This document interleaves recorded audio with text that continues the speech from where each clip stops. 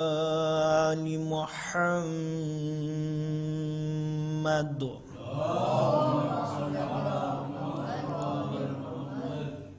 أعوذ بالله من الشيطان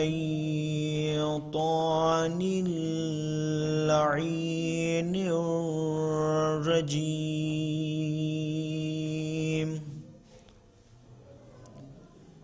بسم الله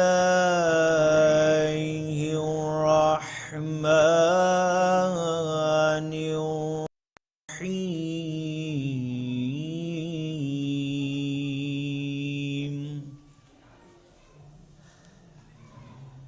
أتى أمر الله فلا تستعجلوه.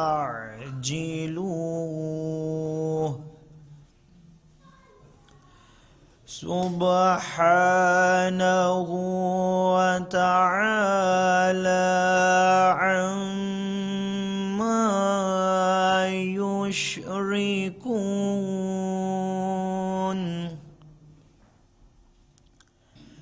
ينزل الملائكة بالروح من أمره على من يشاء من عباده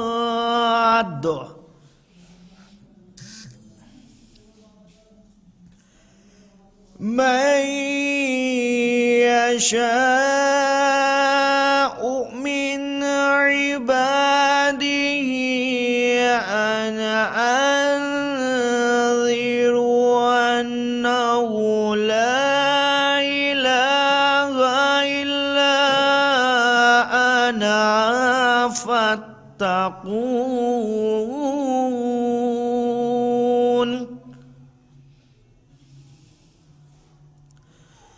خلق السماوات والأرض بالحق تعالى عما يشركون. خلق الإنسان من نطفة فإذا هو خصيم مبين.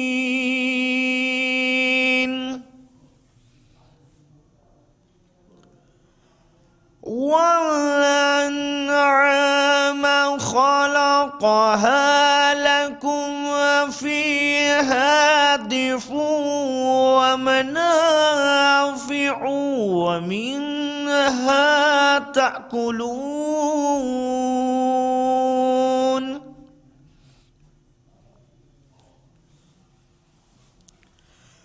ولكم فيها جمال حين تريحون وحين تسرحون.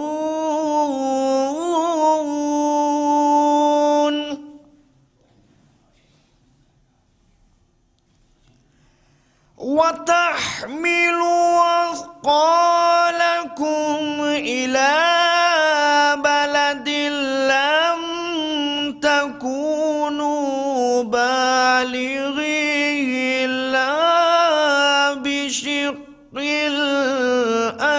البغال والحمير لتركبوها وزينة ويخلق ما لا تعلمون.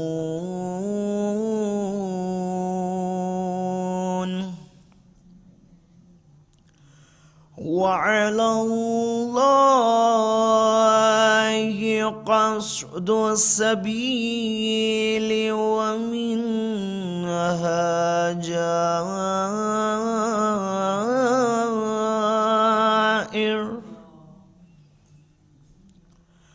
ولو شاء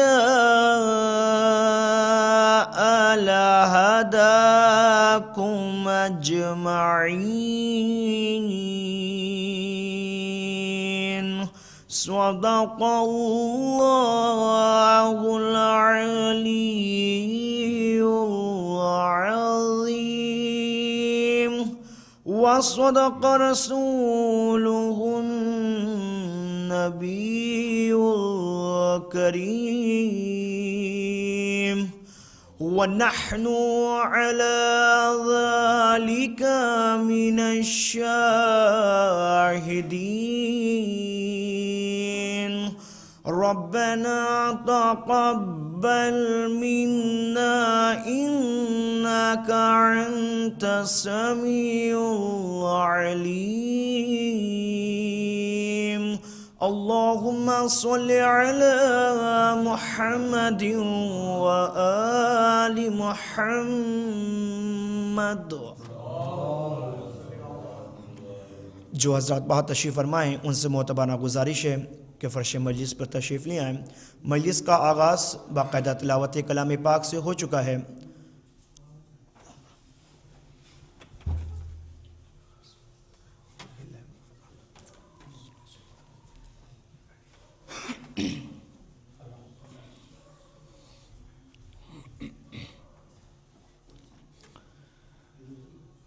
گر چکا در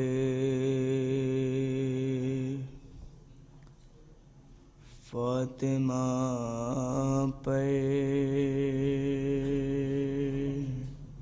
اب ہے زخمی محمد کی بیٹی. ہائے ایک دن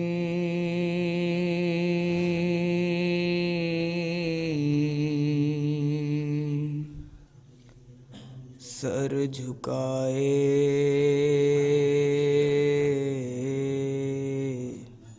اپنے حجرے میں بیٹھی ہوئی تھی. پھر حسین آ کے اماں سے کہنے لگے آنکھ میں کیوں ہے آنسو بتاؤ مجھے. فاطمہ نے کہا میرے نور نظر آج اماں کی یاد آ رہی ہے مجھے. سن کے ماں کی صدا دل تڑپنے لگا. رو کے شبیر نے فاطمہ سے کہا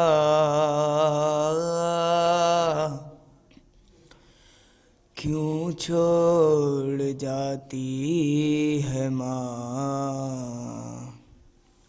کیوں چھوڑ جاتی ہے ماں ہے غم چھوڑ جاتی ہے ماں کیوں چھوڑ جاتی ہے ماں. انگلی پکڑ کے چلایا سینے سے تم نے لگایا. ان 3 سالوں میں اماں تم نے بہت کچھ سکھایا. ماں سے بچھڑ کے جیتے ہیں کیسے کیا یہ سکھاتی ہے ماں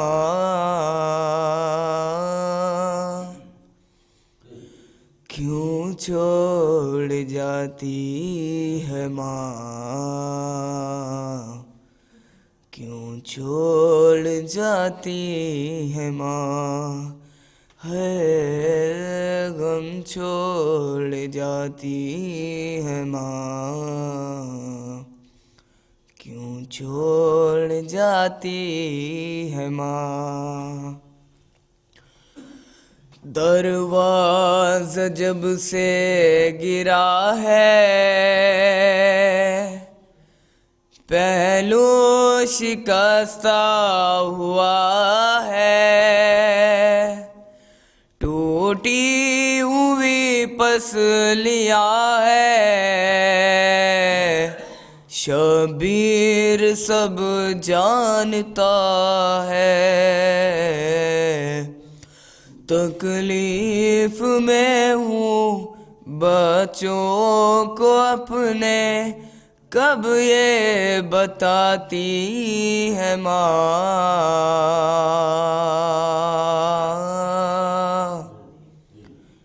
کیوں چھوڑ جاتی ہے ماں، کیوں چھوڑ جاتی ہے ماں. ہے غم چھوڑ جاتی ہے ماں، کیوں چھوڑ جاتی ہے ماں. اس فکر میں جاگ جانا پیاسا نہ ہو میرا بیٹا، احساس ہے مجھ کو اماں، کیا پیار ہوتا ہے ماں کا. راتوں کو اٹھ کر بیٹے کو اپنے پانی پلاتی ہے ماں،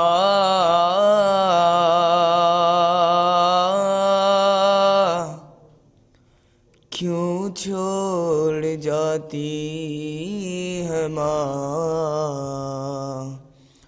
کیوں چھوڑ جاتی ہے ماں. ہے غم چھوڑ جاتی ہے ماں، کیوں چھوڑ جاتی ہے ماں. قصہ مجھے ایک ماں کا بھیا حسن نے سنایا، بیٹا وہی سامنے تھا جب ماں نے کھایا تماچا. اب اپنے گھر میں بیٹوں سے اپنا چہرہ چھپاتی ہے ماں،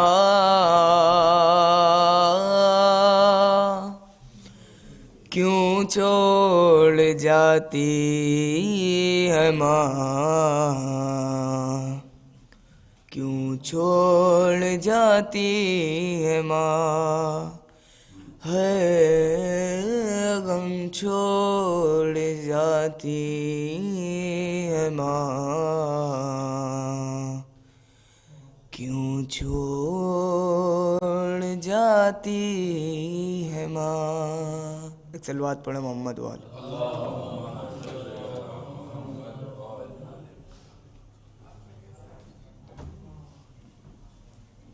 اعوذ باللہ من الشیطان الرجیم، بسم اللہ الرحمن الرحیم. کل نفس ذائقۃ الموت. ان حضرات جہاں جہاں تک میری آواز پہنچ رہی ہے ان تمام ہی موالیان حضرت قرار سے معدبان سازگار ہوں کہ وہ فرش مجلس پر تشریف لے آئیں، اس لیے کہ باقاعدہ مجلس کا آغاز ہو چکا ہے. یقیناً رب کریم کا حکم ہے، رب کریم کا فرمان ہے قرآن کریم میں کہ ہر نفس کو موت کا ذائقہ چکھنا ہے، ہر نفس کو اس دنیا سے چلے جانا ہے، جو آیا ہے اس کو چلے جانا ہے. لیکن موت برحق ہے، آنی ہے، لازمی ہے. لیکن جب کسی انسان کی ماں دنیا سے جاتی ہے تو وہ صدمہ، وہ خلیش انسان برداشت نہیں کر سکتا۔ یقیناً ماں کی عظمت، رفعت، شان، شوکت، منزلت ہمارے معیار سے بالا ہے کہ ہم بیان کر پائیں کہ ماں کس ذات کو کہتے ہیں۔ اس لیے کہ ماں اس حقیقت کا نام ہے کہ جو خود بھوکی رہ لیتی ہے لیکن اپنے بچوں کو کھانا کھلاتی ہے۔ ماں اس حقیقت کا نام ہے کہ جو اپنے بچوں کو پروان چڑھانے کے لیے، اپنے بچوں کو پروان چڑھانے کے لیے اپنے آپ کو ماں چھپا لیتی ہے، اپنے آپ کی پرواہ بھول جاتی ہے، خود کو بھول جاتی ہے، لیکن اپنی اولاد کو اس طریقے سے تربیت دیتی ہے، اس طریقے پروان چڑھاتی ہے کہ تاکہ وہ بڑا ہو کر عزادار امام حسین بنے۔ یقیناً موت سب کو آنی ہے، لیکن شاعر اہل بیت نے بہت پیاری بات ہے کہ موت اس کی ہے کرے جس کا زمانہ افسوس، موت اس کی ہے کرے جس کا زمانہ افسوس، یوں تو دنیا میں سبھی آئے ہیں مرنے کے لیے۔ موت اس کی ہے کرے جس کا زمانہ افسوس، یوں تو دنیا میں سبھی آئے ہیں مرنے کے لیے، اور موت کے سیلاب میں ہر خشک و تر بہہ جائے گا، موت کے سیلاب میں ہر خشک و تر بہہ جائے گا، ہاں مگر نام حسین ابن علی رہ جائے گا، ہاں مگر نام حسین ابن علی۔ آئیے صاحب میں پڑھیے تب اور احترام کے ساتھ محترم جناب محترم حسن میاں صاحب کی خدمت میں آئیں اور پیشوانی کے فیض انجام دیں۔ آج ان کے آواز بلند صلوات پڑھیں محمد و آل محمد۔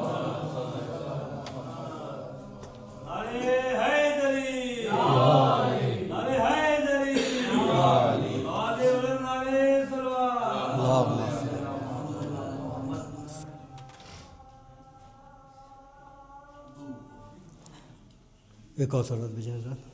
اللہم صلی اللہ علیہ وسلم۔ ایک قضا پیش کریں صلوات۔ شیع کا ماتم دار کوئی جب مرتا ہے،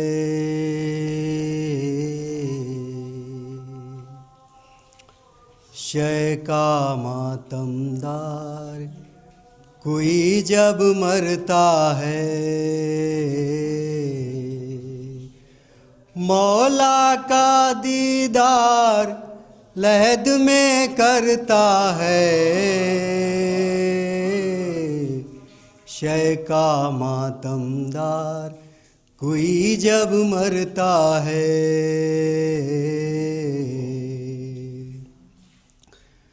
اس کی مدد کو مولا علی آ جاتے ہیں، اس کی مدد کو مولا علی آ جاتے ہیں، قبر میں جس دم ناد علی وہ پڑھتا ہے، شیع کا ماتم دار کوئی جب مرتا ہے، شیع کا ماتم دار کوئی جب مرتا ہے، داغ ماتم دیکھ کہ اس کے سینے پر، داغ ماتم دیکھ کہ اس کے سینے پر، کچھ کہنے سے پہلے فرشتہ ڈرتا ہے، شیع کا ماتم دار کوئی جب مرتا ہے، سینے پر جو داغ ہے ماتم کا رمزی، سینے پر جو داغ ہے ماتم کا رمزی، محشر میں روشن یہ مقدر کرتا ہے، شیع کا ماتم دار کوئی جب مرتا ہے، شیع کا ماتم دار کوئی جب مرتا ہے۔ گائیں صلوات۔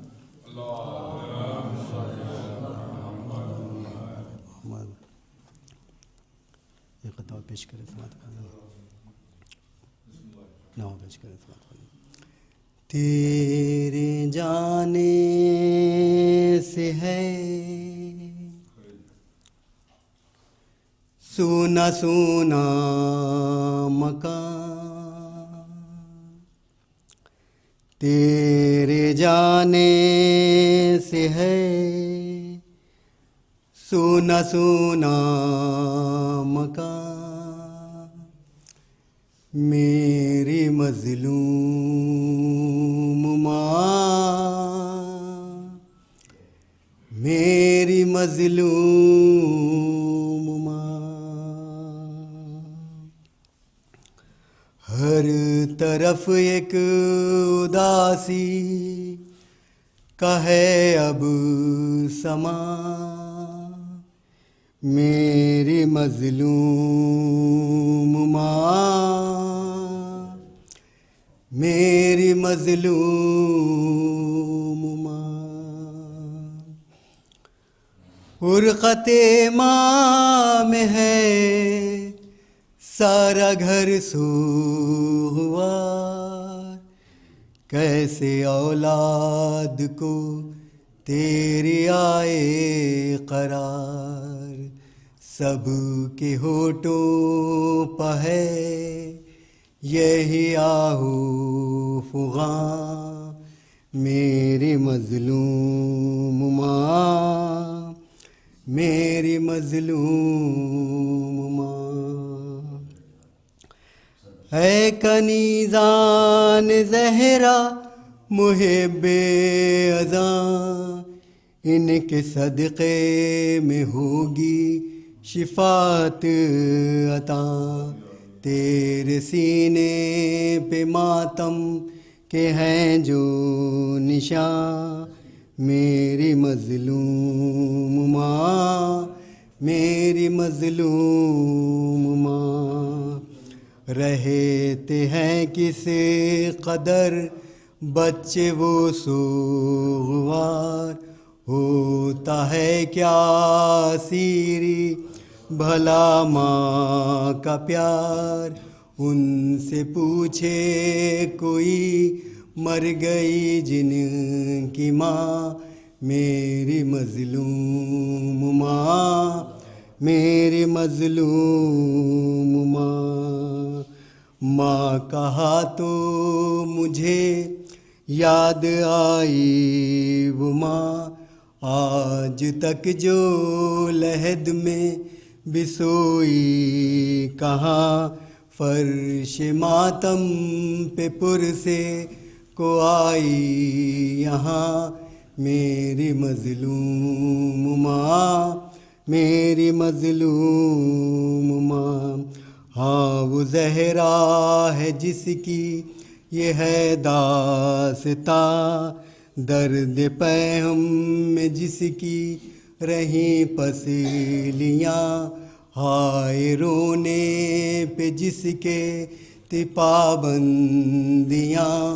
میری مظلوم ماں، میری مظلوم ماں.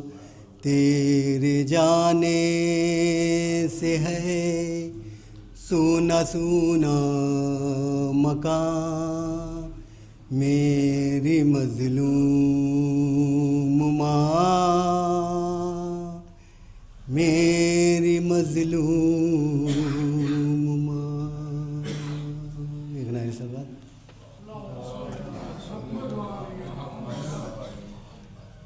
ماشاءاللہ، زندہ باد و پائندہ باد. یہ تھے جناب محترم حسن میاں صاحب، دوبارہ شہدائے کنین میں خراج عقیدت پیش فرما رہے تھے اور آپ لوگ محظوظ ہو رہے تھے. آئیے حضرات، گزارش کی جناب محترم موسیٰ صلی اللہ علیہ وسلم کی خدمت میں کہ وہ آئیں اور بارگاہ شہدائے کنین میں خراج عقیدت پیش کریں. مل جل کے باواز بلند صلوات پڑھیں. محمد و آل محمد.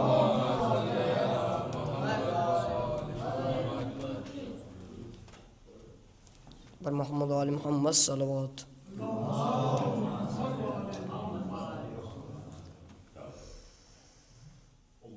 سارا دربار مسکرا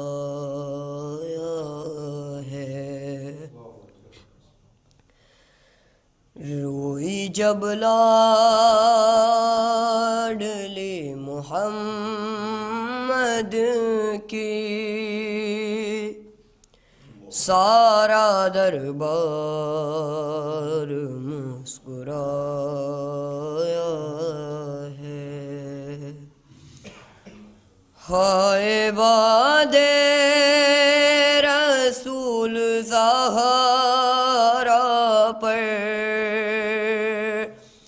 کیسا غربت کا وقت آیا ہے. سارا دربار مسکرایا ہے. جیسے جیسے بطول روتی تھی کہے ان کے بڑھتے جاتے تھے. ساتھ جن کو بطول لائی تھی اشک دونوں گواہتے تھے.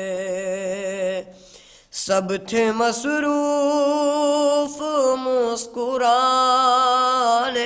میں نہ کسی کو بھی ترس آیا ہے. سارا دربار مسکرایا ہے. روئی جب لاڈلے محمد کی سارا دربار مسکرایا ہے. میں تو وہ ہوں کہ یا رسول اللہ جس کی تعظیم آپ کرتے تھے. نام لینا ہو جب میرا بابا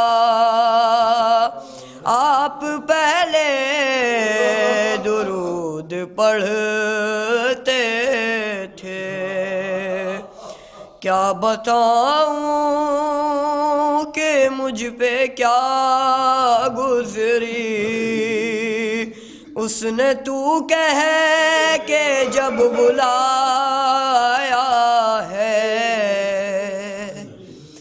سارا دربار مسکرایا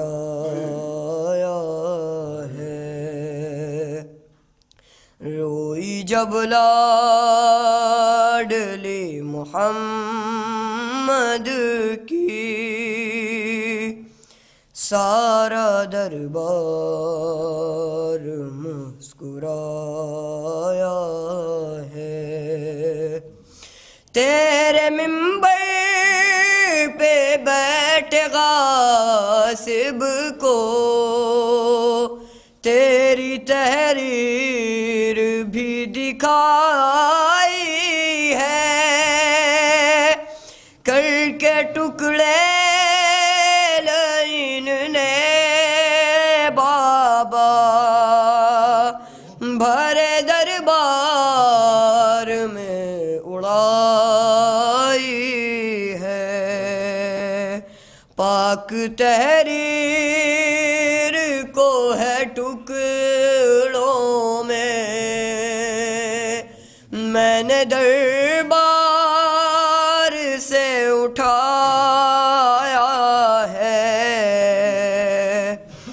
سارا دربار مسکرایا ہے. یہ وہ بی بی ہے کہ محمد بھی جس کو میں ابھی کہتے تھے. وہ سوالی بنی کھڑی تھی مگر سامنے کرسیوں پہ بیٹھے تھے. اس کو مسلم کہوں بھلا کیوں کر جس نے بی بی کا دل دکھایا ہے. سارا دربار مسکرایا ہے. پر محمد آل محمد صلوات.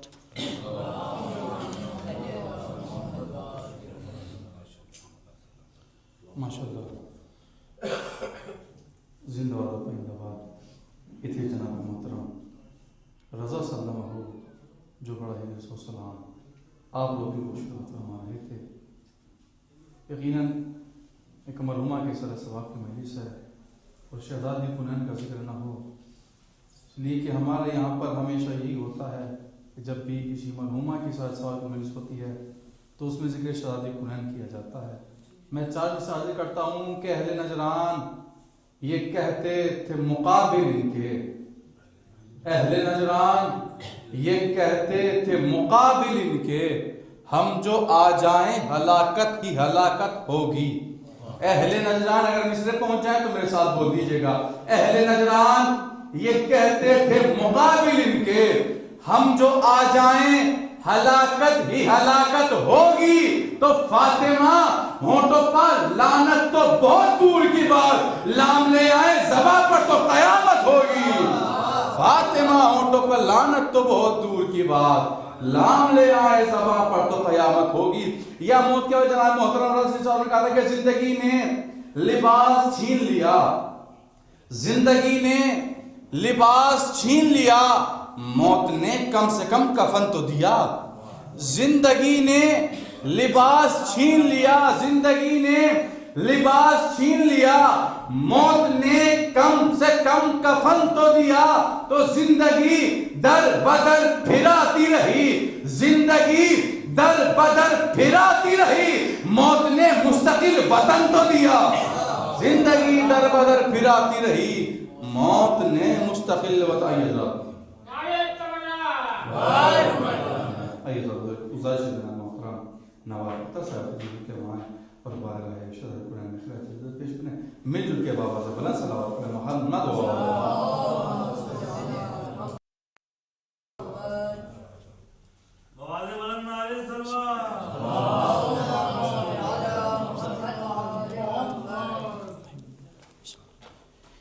بلند درود پڑھیں. محمد و آل محمد.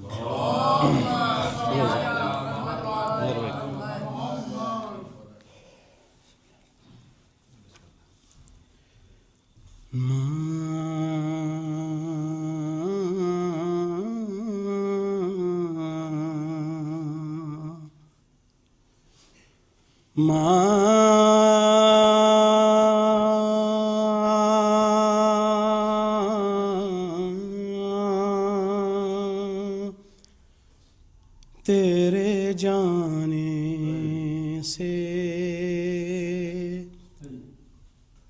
تیرے جانے سے زندگی ہو گئی ویران. ماں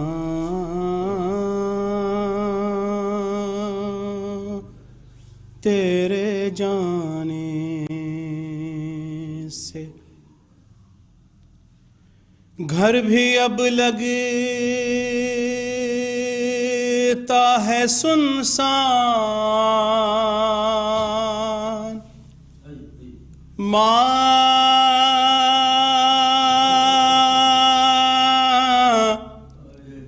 تیرے جانے سے زندگی ہو گئی ویران. ماں تیرے جانے سے، تیرے ہوتے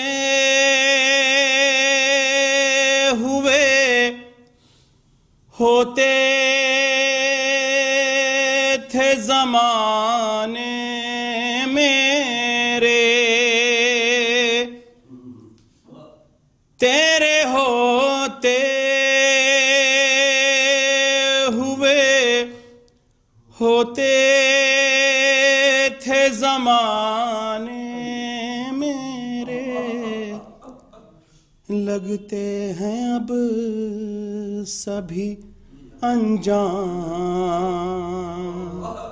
ماں تیرے جانے سے زندگی ہو گئی ویران بیٹھ کر مجھے سے جہاں باتیں کیا کرتی تھیں بیٹھ کر مجھے سے جہاں باتیں کیا کرتی تھیں سونا وہ ہو گیا دالان ماں تیرے جانے سے زندگی ہو گئی ویران مسکرا دیتی تھی تم دیکھ کے نادم مجھے کو مسکرا دیتی تھی تم دیکھ کے نادم مجھے کو کھو گئی وہ تیری مسکان ماں تیرے جانے سے ہے بڑا گھر بھی میرا پاس ہے دولت بھی بہت ہے بڑا گھر بھی میرا پاس ہے دولت بھی بہت پھر بھی رہتا ہوں پریشان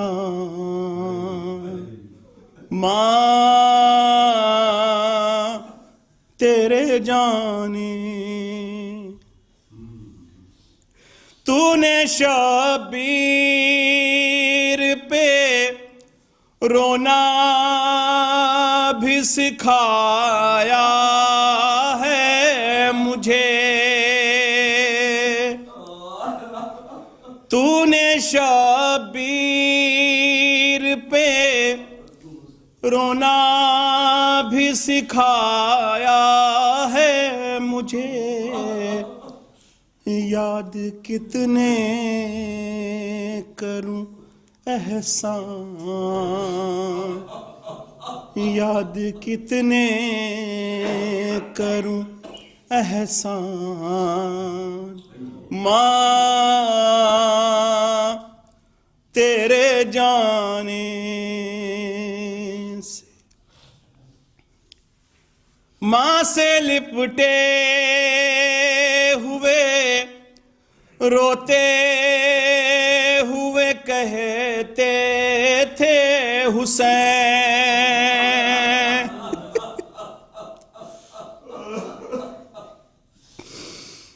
ماں سے لپٹے ہوئے روتے ہوئے کہتے تھے حسین جاتی ہے اب یہ میری جان ماں تیرے جانے سے زندگی ہو گئی ویران ماں تیرے جانے سے گھر بھی اب لگتا ہے سنسان ماں تیرے جانے سے زندگی ہو.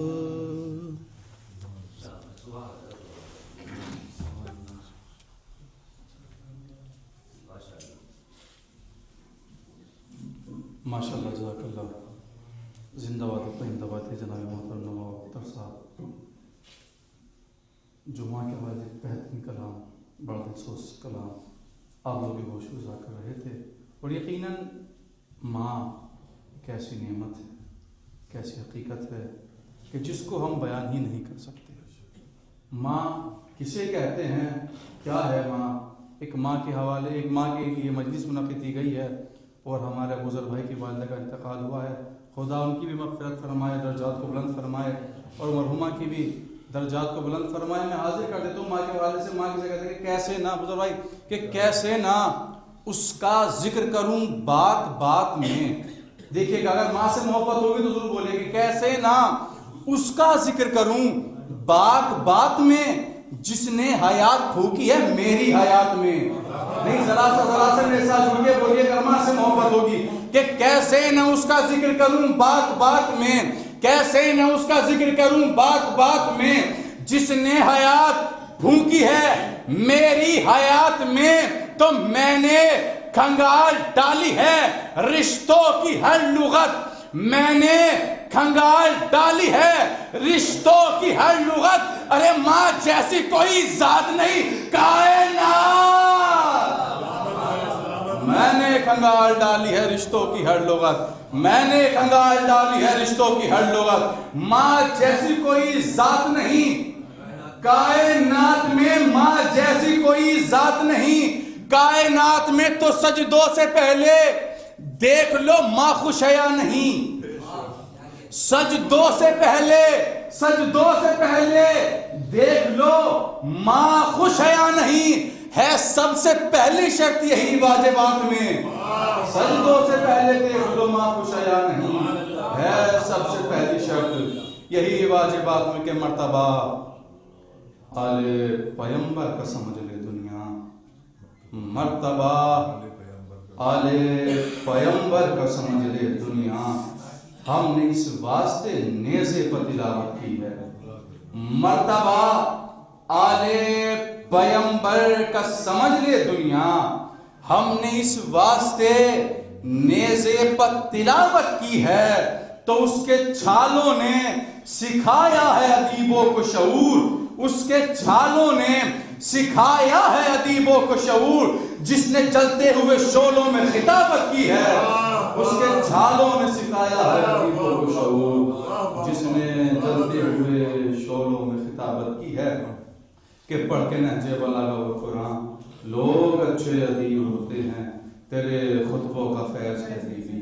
آج ہمیں خطیب بھائی صاحب میں بڑی ادب اور احترام کے ساتھ گزشتہ ہوں خطیب اہل بیت ذاکر آل محمد عالی جناب مولانا سید میثم زیدی صاحب کو خدمت کا فضل بڑھو کر اپنے بیان سے سامعین کے قلوب کو منور و مشرف فرمائیں.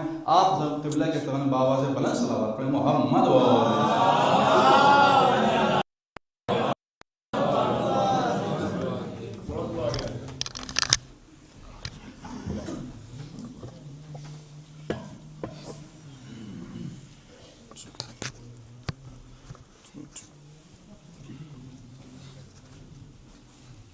محمد وآل محمد بلند کر صلوات.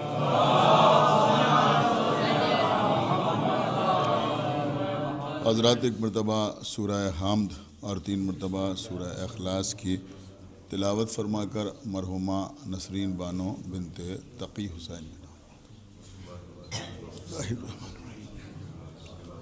الحمدللہ رب العالمین الرحمن الرحیم مالک یوم الدین ایاک نعبد و ایاک نستعین اهدنا الصراط المستقیم صراط الذین انعمت علیہم غیر المغضوب علیہم ولا الضالین.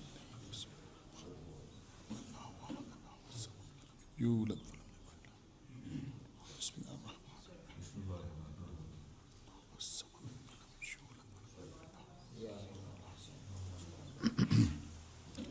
فاتحہ.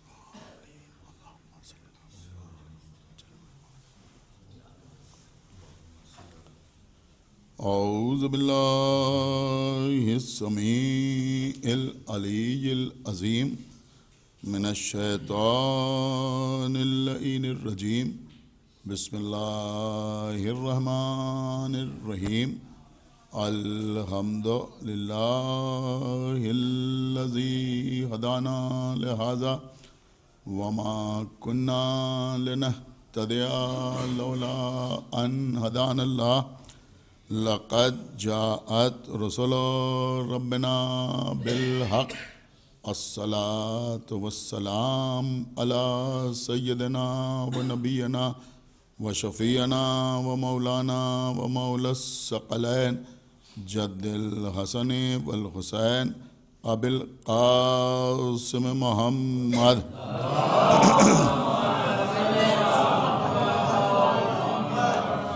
وعلى أهل بيته الطيبين الطاهرين المعصومين المظلومين المنتخبين المنتجبين الذين أذهب الله عنهم الرجس وطهرهم تطهيرا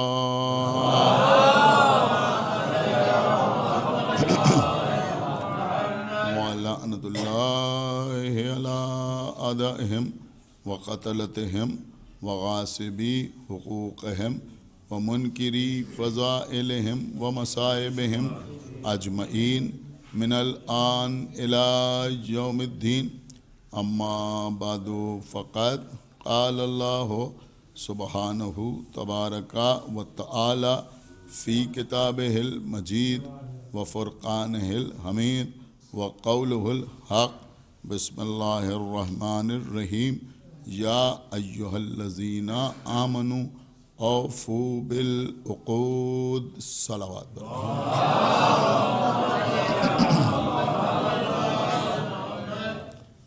حضرات سورہ مبارکہ مائدہ جو قرآن کا 5واں سورہ ہے،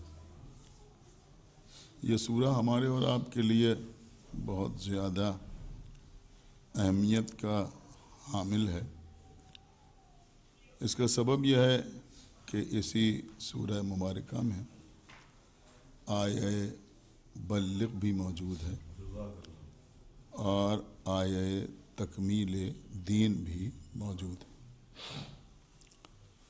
اور اسی سورہ کا ایک حصہ آیہ ولایت بھی ہے، جس میں اللہ نے اپنے رسول کی اور مولا علی کی ولایت کا اعلان فرمایا ہے۔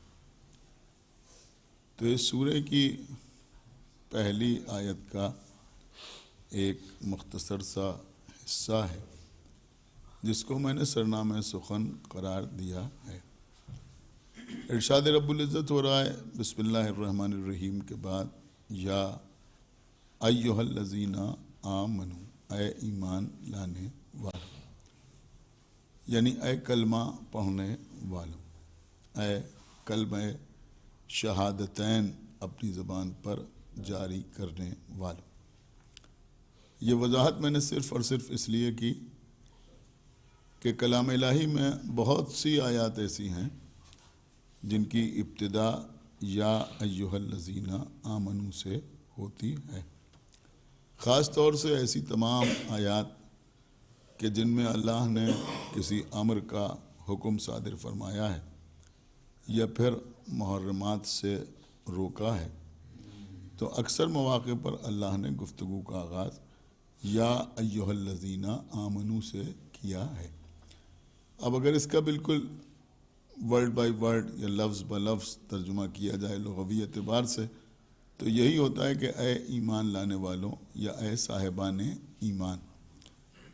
لیکن جو اقوال معصومین ہمارے سامنے ہیں ان کی روشنی میں ہم آپ کی خدمت پیش کر رہے ہیں کہ اللہ کا کسی گروہ کو یا ایھا الذین آمنوا کہہ کر مخاطب کرنا اس گروہ کے کامل الایمان ہونے کا ثبوت نہیں۔ یہ مطلب نہیں ہے کہ جن لوگوں کو یا ایھا الذین آمنوا کہہ کے پکارا جا رہا ہے وہ سب بالکل پرفیکٹ مومن ہیں یا ان کے ایمان میں کسی قسم کا شک یا شبہ نہیں کیا جا سکتا۔ بات صرف اتنی ہے کہ جب اللہ ایسے لوگوں سے گفتگو کرتا ہے کہ جو کلمہ پڑھ چکے ہیں، جنہوں نے لا الہ الا اللہ کہہ لیا ہے، جنہوں نے محمد رسول اللہ اپنی زبان پر جاری کر لیا ہے، تو اللہ ان کو مخاطب کرتا ہے تو کہتا ہے یا ایھا الذین آمنو، اے ایمان لانے والو۔ اب اللہ حکم دے رہا ہے اس آیت میں، کیا حکم دے رہا ہے؟ اوفو بالعقود، یعنی اپنے عقود کے ساتھ، عین قاف واو دال، عقود، اپنے عقود کے ساتھ وفا کرو۔ صلوات پڑھے بر محمد۔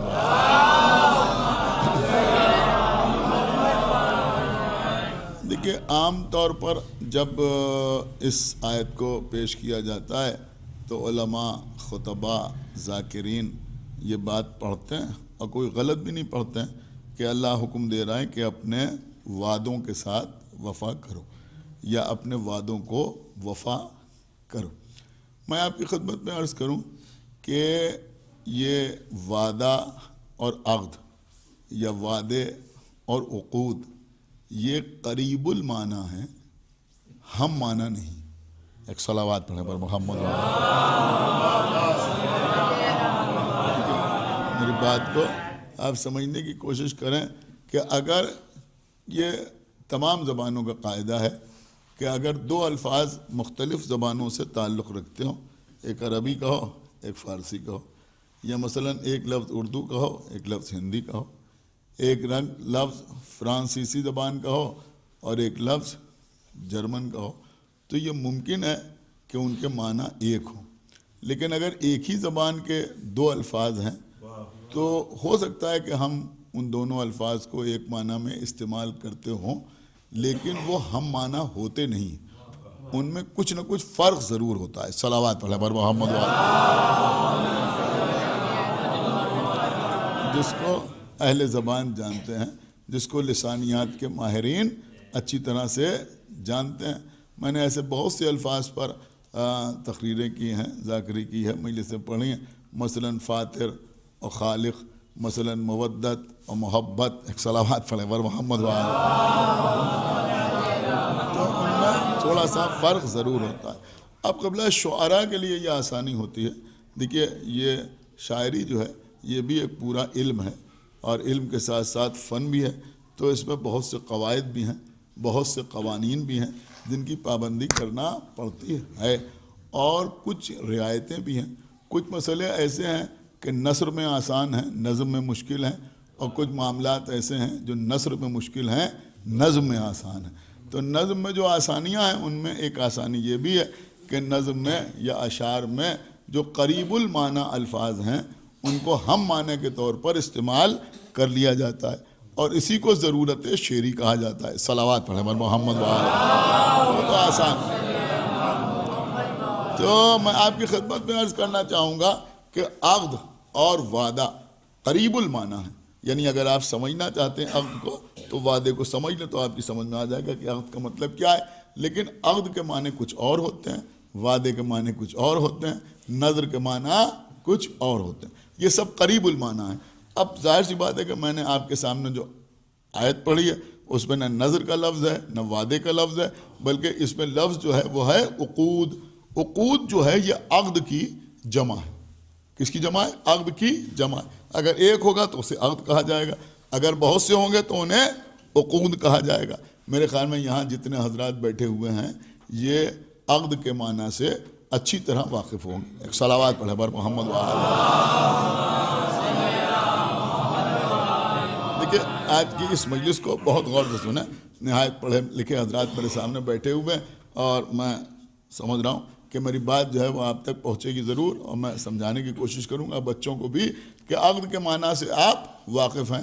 تمام حضرات کے گھروں میں 2 4 5 انویٹیشنز جو ہیں وہ عقد کے سلسلے میں موجود ہوں گے۔ ایک صلوات پڑھیں پر محمد۔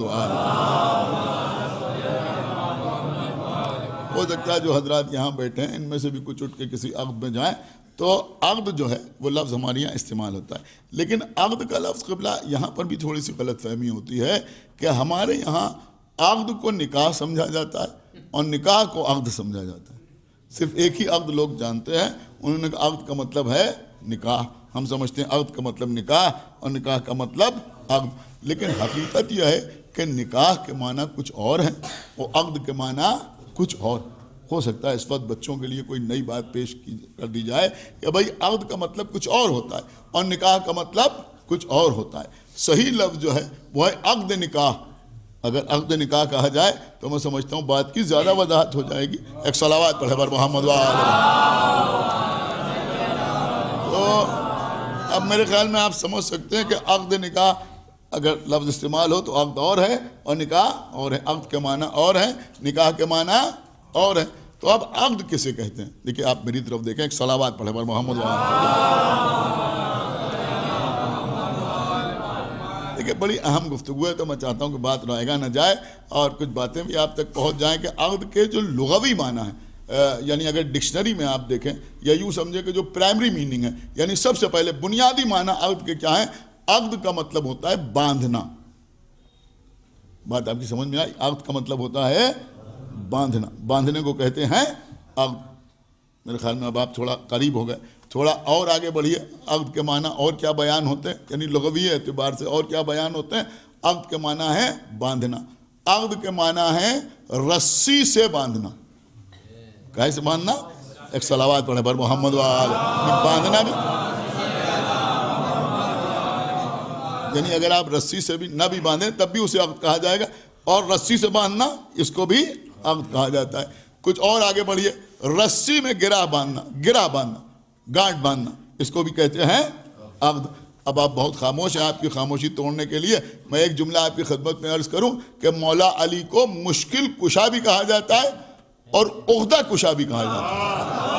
صلوات پڑھے بر محمد عقدہ کشا. آپ نے غور کیا یا نہیں غور کیا؟ عقدہ کشا. دیکھیں اب اس سے زیادہ آسانی سے سمجھایا نہیں جا سکتا. عقدہ کشا, عقدہ کشا کا مطلب کیا ہوتا ہے؟ عقدہ کشا کا مطلب ہوتا ہے گرہ کھولنے والا. ایک صلوات پڑھتے بر محمد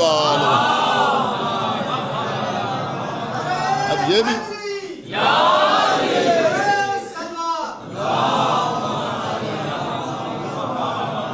تو اب تو بات واضح ہو گئی نا کہ گرہ بندھی ہوئی ہے. مطلب کیا ہوتا ہے؟ مطلب یہ کہ کوئی معاملہ ایسا ہے کہ جو پھنسا ہوا ہے, جو حل نہیں ہو رہا ہے, جو پرابلم جو ہے سالو نہیں ہو رہی ہے, تو اس کے لیے لفظ استعمال ہوتا ہے مولا علی کے لیے عقدہ کشا, یعنی گرہ کھولنے والا.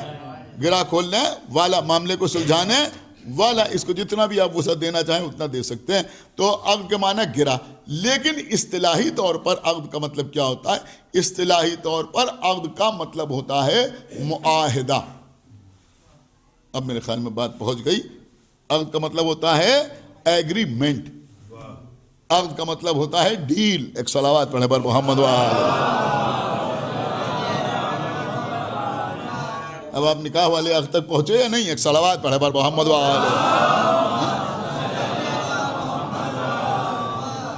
عقد کا مطلب ہوتا ہے کیا؟ ایگریمنٹ. عقد کا مطلب معاہدہ, عقد کا مطلب ایگریمنٹ. اب میں آپ کی خدمت میں عرض کروں کہ ایگریمنٹ کب ہوتا ہے, معاہدہ کب ہوتا ہے. دیکھیں اسی لیے عقد کے ساتھ بہت سی اضافتیں استعمال ہوتی ہیں. عقد نکاح, نکاح کا ایگریمنٹ. غور فرمایا آپ نے یا نہیں غور فرمایا؟ ایک صلوات پڑھے بر محمد. نکاح کا معاہدہ, ہمارے یہاں یہ بھی جو ہے وہ معاہدہ ہے, اس کو کہتے ہیں عقد نکاح. اور آگے بڑھیے, عقد بیع, بے یہ عین, بیع. بیع کا مطلب ہوتا ہے خریداری. تو عقد بیع یعنی خریداری کا معاہدہ, خریداری کا ایگریمنٹ. آپ نے کسی سے کوئی چیز خریدی تو یہ بھی ایک طرح کا ایگریمنٹ ہے, یہ بھی ایک طرح کا معاہدہ ہے. تھوڑا اور آگے بڑھیے, عقد اجارہ. عقد اجارہ, میرے خیال میں بہت سے لوگ سمجھے میں نے کوئی بہت گاڑھا سا لفظ استعمال کر دیا. میں عرض کروں مثلا کرایہ داری کا ایگریمنٹ. ایک صلوات پڑھے بر محمد. کرایہ داری کا ایک صلوات اور پڑھے بر محمد. کرایہ داری کا ایگریمنٹ, اس کو بھی عقد ہی کہا جائے گا, عقد اجارہ.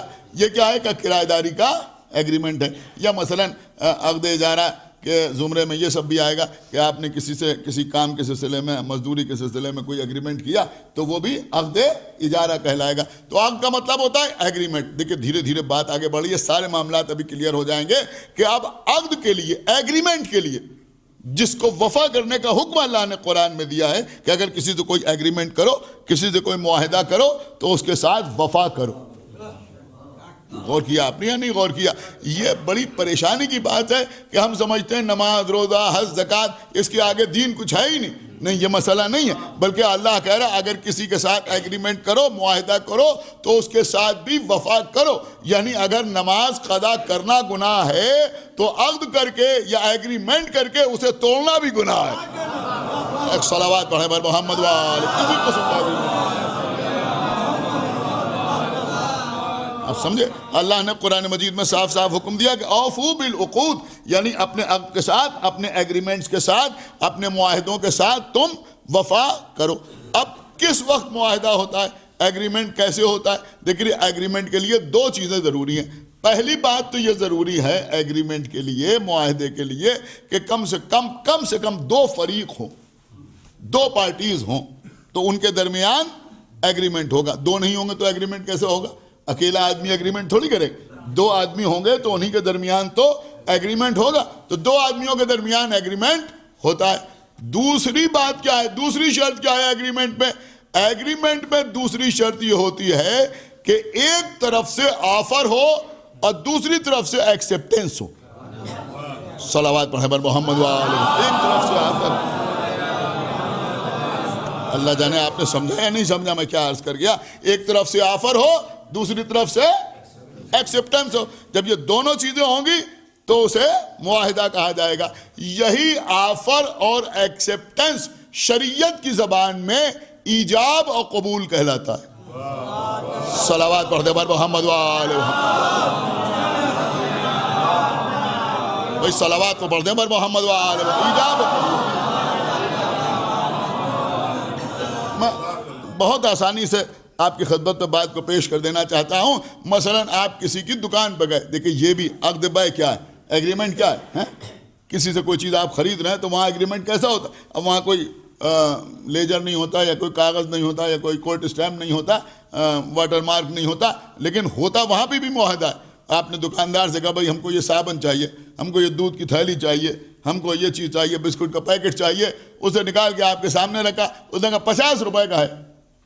اب یہ جو اس نے کہا یہ 50 روپے کا ہے، یہ آفر ہے. کیا سنا آپ؟ یہ ہے آفر. آپ نے 50 روپے نکال کے اس کے سامنے رکھے، یہ ہے ایکسیپٹنس. صلوات پڑھ دے بر محمد وآلہ. یہ ہے ایکسیپٹنس. تو جب تک آفر اور ایکسیپٹنس نہ ہو اس وقت تک عقد نہیں ہوتا، اس وقت تک معاہدہ نہیں ہوتا. تو اللہ کہہ رہا ہے کہ جب آفر بھی ہو جائے اور ایکسیپٹنس بھی ہو جائے تو اس کے بعد اپنے عقود کے ساتھ وفا کرو. اب میرے خیال میں بات بالکل آسان ہو گئی. یہ ہمارے یہاں جو شادیاں ہوتی ہیں تو کیوں کہا جاتا ہے عقد نکاح؟ عقد نکاح اس لیے کہا جاتا ہے کہ یہ نکاح کا ایگریمنٹ ہوتا ہے. آپ غور کر رہے ہیں، یہ نکاح کا ایگریمنٹ ہوتا ہے. اور جو دو مولوی بیٹھ کے سیغے پڑھتے ہیں، آپ کہتے ہیں یہ سیغے پڑھ رہے ہیں، یہ جو سیغے پڑھے جاتے ہیں اس میں قرآن کی آیتیں نہیں پڑھی جاتی. سمجھ رہے ہیں آپ؟ اس میں کوئی دعا وعا نہیں پڑھی جاتی. دعا تو بعد میں ہوتی ہے، اس وقت کوئی دعا نہیں ہوتی. جن کو آپ سیغے کہتے ہیں یہ سیغے نہیں ہوتے.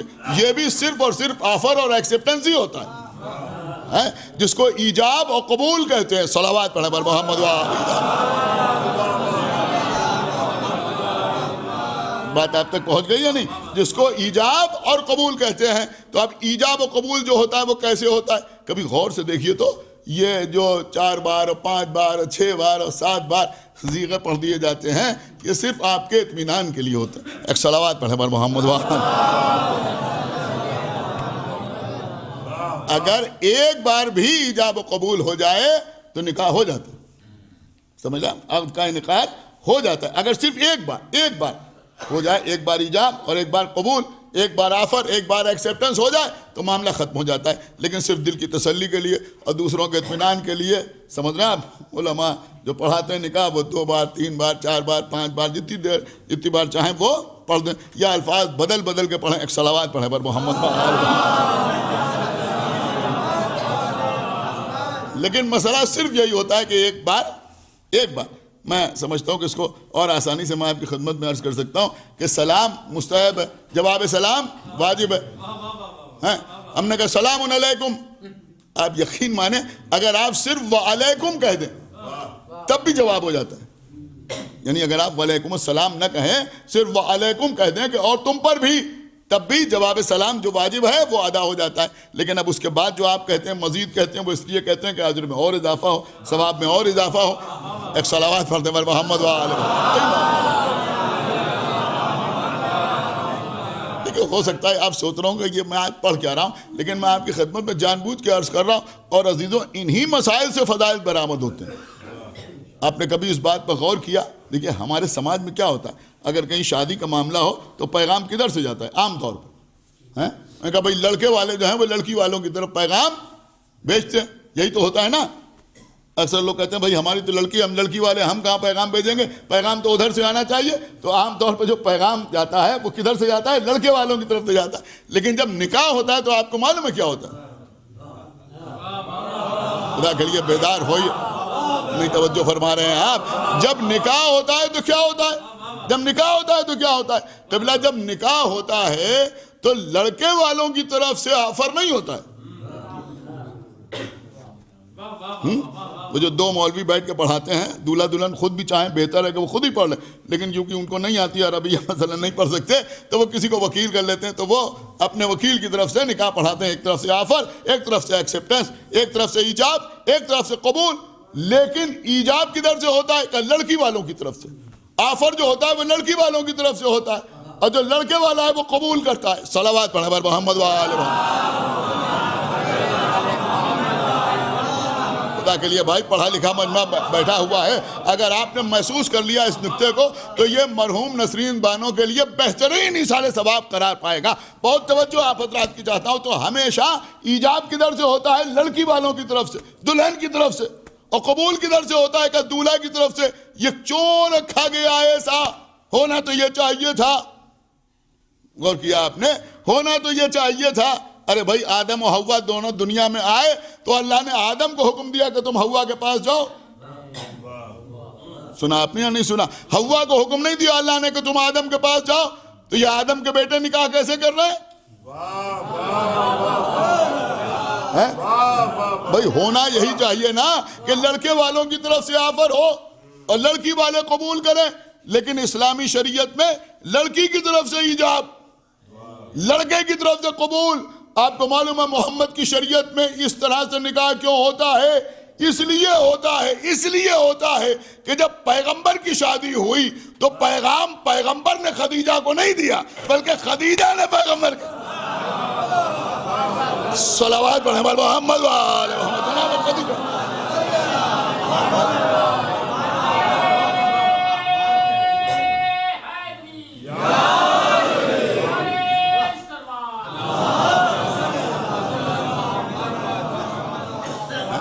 باقی شادیاں اور ہیں، لیکن جناب خدیجہ نے پیغام بھیجا پیغمبر اسلام کے پاس.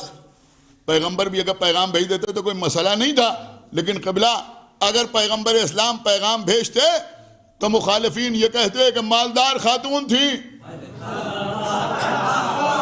سمجھے آپ؟ مالدار خاتون تھی، لہذا پیغمبر نے پیغام بھیجا. لہذا خدیجہ نے پیغام بھیج کے بتایا کہ دیکھو یہاں عقد کی بنیاد دولت نہیں ہے، رسالت ہے. صلوات پڑھا بر محمد وآلہ محمد. ایک صلوات اور پڑھتے بر محمد وآلہ محمد. تو اسی کی وجہ سے اس کا مطلب یہ ہوا کہ اللہ چاہتا ہے کہ تمہارے گھر میں بھی اگر شادی ہو تو ذہن میں خدیجہ رہیں. باقی آپ نے ذہن میں خدیجہ رہیں. یہ جناب خدیجۃ الکبریٰ ہماری جان قربان. ایک صلوات پڑھے بر محمد وآلہ. کیا شخصیت ہے جناب خدیجۃ الکبریٰ کی، ہماری جان قربان. ایک نکتہ میں نے ان کی والدہ کی مجلس میں آپ کی خدمت میں عرض کیا تھا. یہاں ایک دو باتیں اور آپ کی خدمت میں عرض کر دوں کہ جناب خدیجہ کے سلسلے میں جب لوگوں کو کچھ کہنے کو نہیں ملتا تو دو باتیں کہی جاتی ہیں بڑی شدت سے.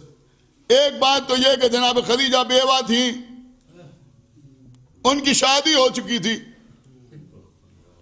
کوئی کہتا ہے ایک ہو چکی تھی، کوئی کہتا ہے دو شادیاں ہو چکی تھی، اور پھر پیغمبر اسلام سے ان کی شادی ہوئی، ان کا عقد ہوا پیغمبر اسلام سے. میں آپ کی خدمت میں ایک بات عرض کر رہا ہوں. دیکھیے اللہ نے जनाब मरियम को बड़ा मर्तबा अता किया, बतूल बनाया। एक सलावत पढ़े पर मोहम्मद वाले। सही तलफ़ुज़ जो है वो बतूल ही है, बतूल नहीं है। एक सलावत पढ़े पर मोहम्मद वाले। अल्लाह ने जनाब मरियम को बतूल बनाया, लेकिन मरियम की शादी नहीं हुई, अक़्द नहीं हुआ, मगर अल्लाह ने जनाब मरियम को बेटा अता कर दिया। शादी नहीं हुई मगर बेटा अता कर दिया। आपको पता है क्यों? इसलिए कि बतूल के माने मेरे ख्याल में आपके जहन में है, ज़्यादा वजाहत की ज़रूरत नहीं है। जो बीबी हमेशा पाक रहे उसे बतूल कहते हैं। अब इससे ज़्यादा तो नहीं अर्ज़ कर सकता। जो हमेशा पाक रहे उसे बतूल कहते हैं। अब मैं देखता हूँ कि आप इशारों को कैसे समझते हैं। देखिए, अल्लाह की शान ये नहीं है कि वो आंखें नहीं रखता। अल्लाह की शान मुकम्मल यह है कि वो आंखें नहीं रखता मगर देखता है। कहाँ ले आया आपको? मौला आपको सलामत रखे, आप बात समझ गए। अल्लाह की शान यह है कि वो कान नहीं रखता मगर सुनता है, वो हाथ नहीं रखता मगर कादिर मुतलक है, वो पाँव नहीं रखता मगर हर जगह मौजूद है। तो भैया, हर बीबी जो हमेशा पाक रहे वो बतूल नहीं होती। क्या सुना आपने? हर बीबी जो हमेशा पाक रहे वो बतूल नहीं होती। बतूल वो बीबी होती है जो पाक भी रहे और बेटे की माँ भी बने। एक सलावत पढ़ दे बोलो मोहम्मद वाले।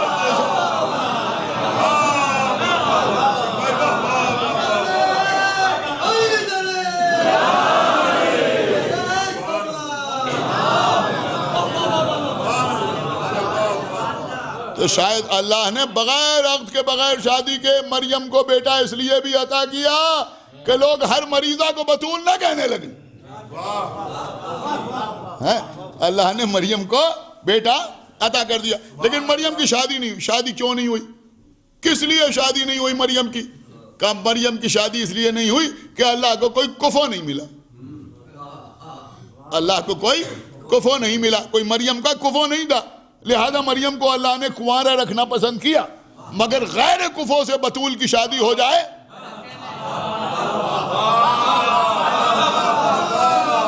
यह अल्लाह को गवारा नहीं हुआ। 4-5 साल पहले आगा बाखिर के मामले में मैंने एक नुक्ता पढ़ा था, इस पर जी चाह रहा है कि आपकी खिदमत को दोहरा दूं कि भाई जनाब मरियम बतूल है। बतूल के असल माना आपको मालूम है क्या? ये तो उसके असरात हैं जो आप सुनते हैं, लेकिन बतूल का मतलब क्या है? का बतूल हकीकत में उस बीबी को कहते हैं जिसकी जिंदगी का हर लम्हा सिर्फ और सिर्फ अल्लाह के लिए वक्फ हो।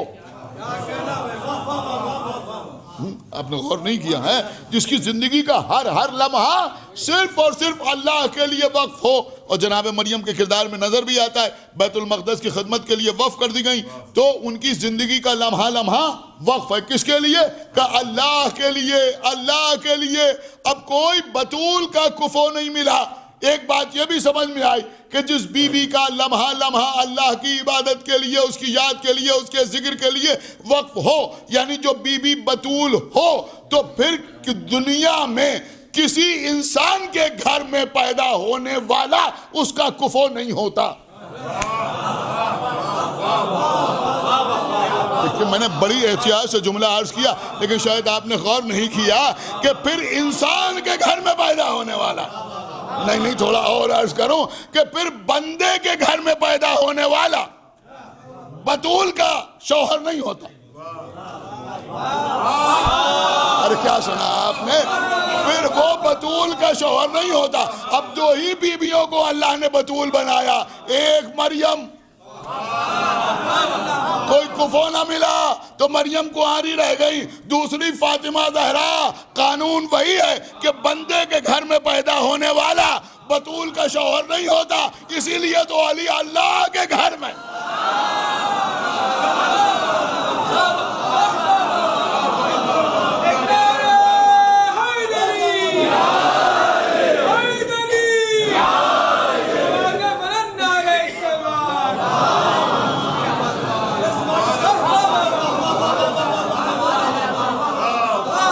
बावाज़ बुलंद सलावत पढ़े बर मोहम्मद व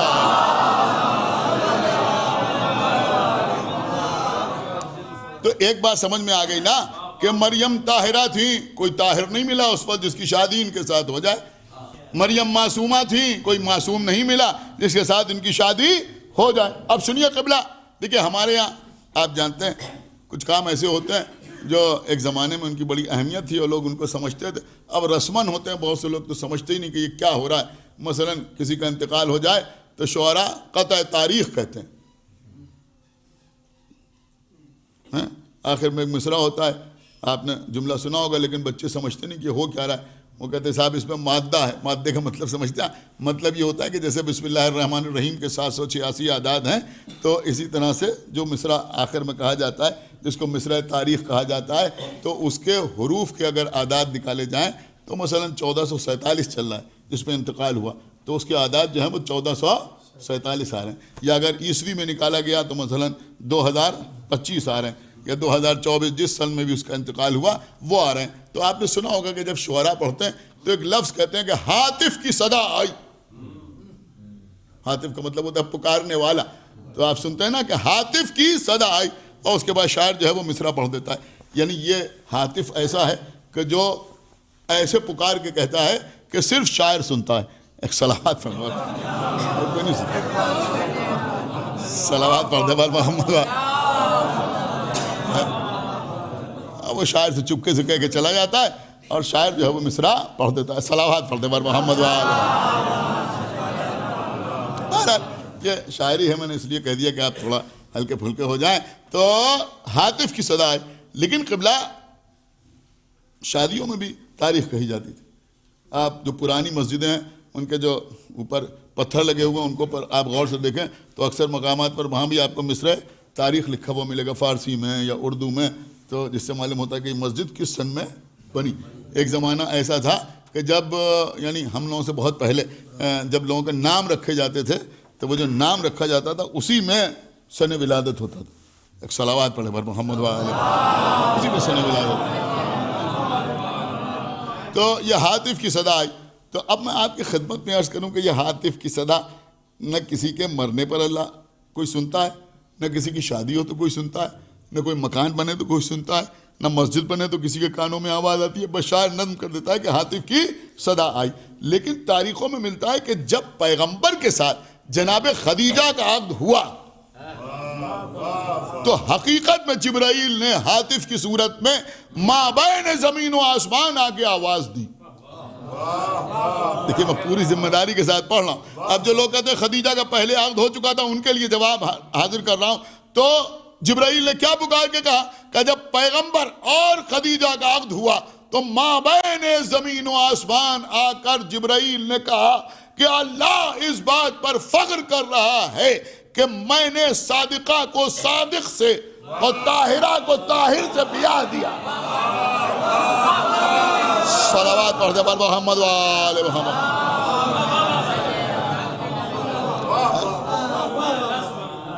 मैंने सादिका को सादिक से ब्याह दिया, ताहिरा को ताहिर से ब्याह दिया। इसका मतलब यह हुआ कि खदीजा सादिका हैं, मोहम्मद सादिक हैं,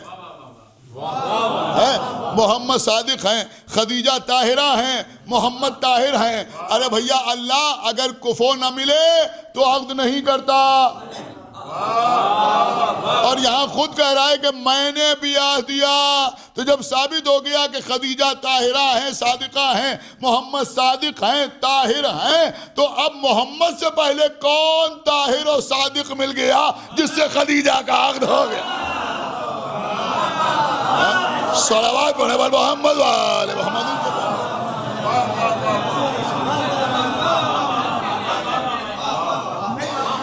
एक सलावत और पढ़े पर मोहम्मद वाले।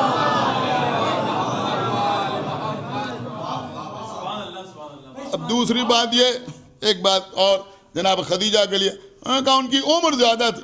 पैगंबर 25 साल के थे और जनाब खदीजा 40 साल की थी। आम तौर पर कुछ हमारे लोग भी पढ़ देते हैं, बाद लोगों ने लिख भी दिया। मैं कहा जनाब खदीजा 40 साल की और पैगंबर 25 साल के। बस किसी तरह ये साबित हो जाए कि खदीजा की उम्र ज्यादा थी। एक जुमला कहूँ کہ تم خدیجہ کو 40 سال کا کہو یا 50 سال کا کہو یا 60 سال کا کہو، اللہ نے بھی طے کر لیا تھا کہ صاحب اولاد خدیجہ ہی کو بنائیں گے کم سن ازواج کا.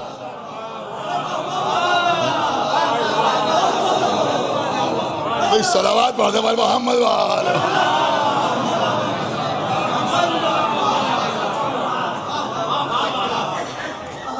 ایک صلوات اور پڑھتے پر محمد وآلہ.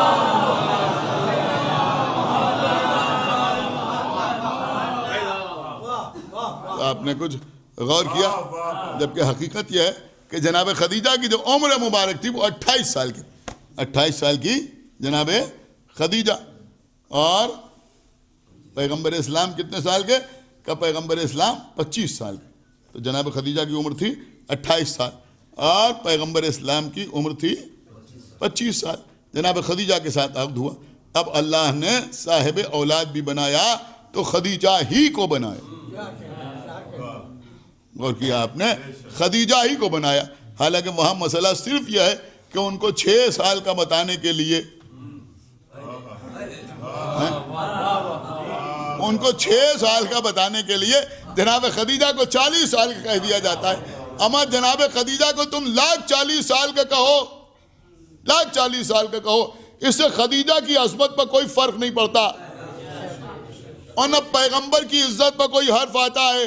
لیکن یہ جو تم نے 6 سال کی بنا لی وہ آج سنبھالے نہیں سنبھالی جا رہی.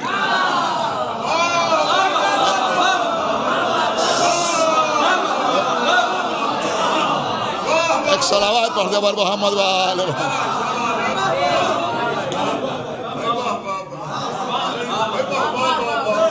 ایک صلوات اور پڑھتے پر محمد وآلہ.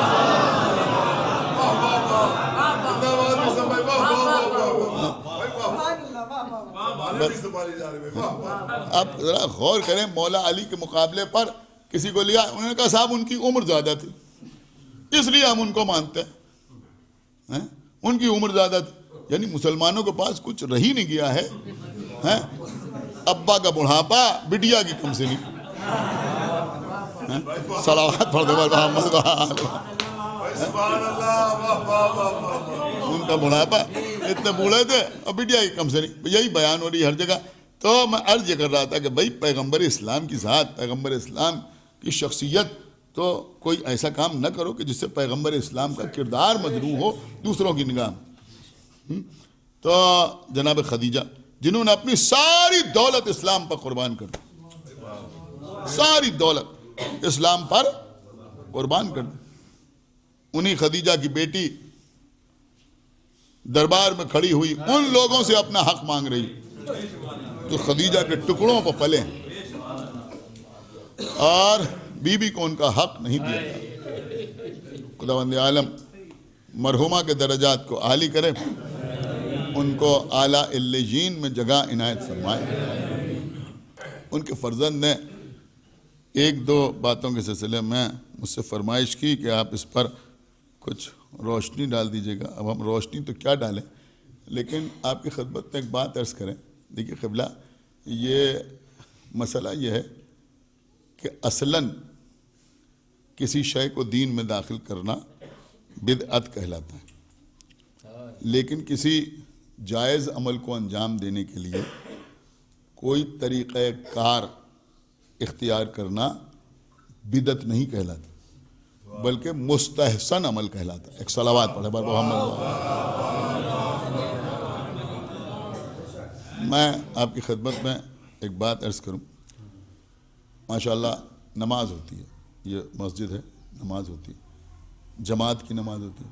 نماز ہو گئی، نماز کے بعد ہمارے یہاں ایک طریقہ رائج ہو گیا ہے. ہم نے سب سے پہلے پاکستان میں دیکھا تھا، اس وقت تک لکھنؤ میں ایسا نہیں ہوتا تھا، اب یہاں بھی ہونے لگا کہ جو امام جماعت ہے وہ مڑ کے کھڑا ہو گیا، ایک شخص نے ان سے مساویہ کیا، وہ ان کے برابر میں کھڑا ہو گیا. دوسرے نے ان دونوں سے مساویہ کیا، وہ ادھر کھڑا ہو گیا. تیسرا اس کے بعد کھڑا ہو گیا، چوتھا اس کے بعد کھڑا ہو گیا، پانچواں اس کے بعد کھڑا ہو گیا، اور سب کھڑے ہو گیا. اس کے بعد انہوں نے کہا کہ ان اللہ و ملائکتہ یصلون علی النبی یا ایھا الذین آمنوا صلوا علیہ وسلموا تسلیما.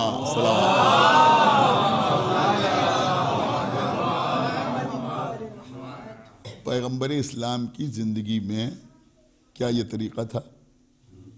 واہ واہ واہ واہ. کسی معصوم کی حدیث میں یہ حکم ہے؟ کسی مرجع تقلید کی توضیح المسائل میں یہ طریقہ بتایا گیا ہے؟ نہیں بتایا گیا. تو کیا یہ بدعت ہے؟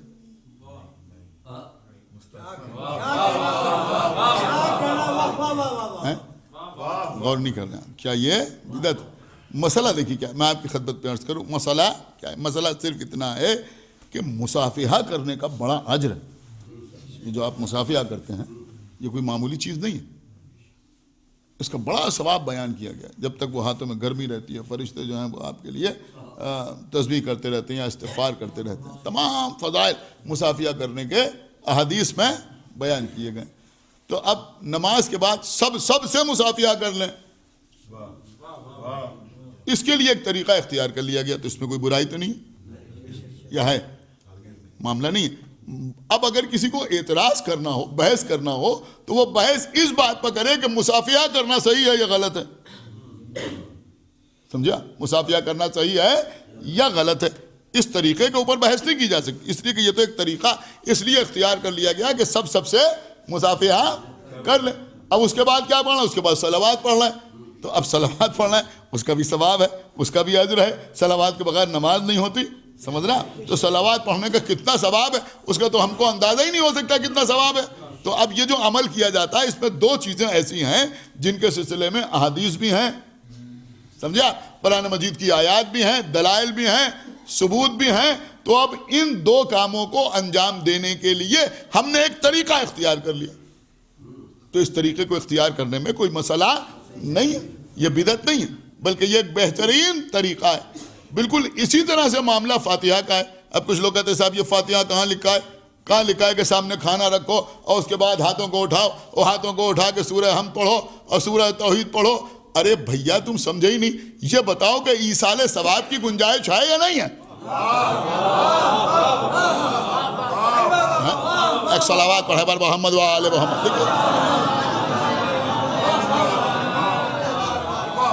ٹو دا پوائنٹ بات کرنا چاہیے بھائی کہ ایصال ثواب کی گنجائش ہے یا نہیں ہے؟ کہ بالکل ہے ایصال ثواب کی گنجائش. تو سورہ ہم پڑھنے سے، سورہ توحید پڑھنے سے ایصال ثواب ہوتا ہے؟ کہاں ہوتا ہے؟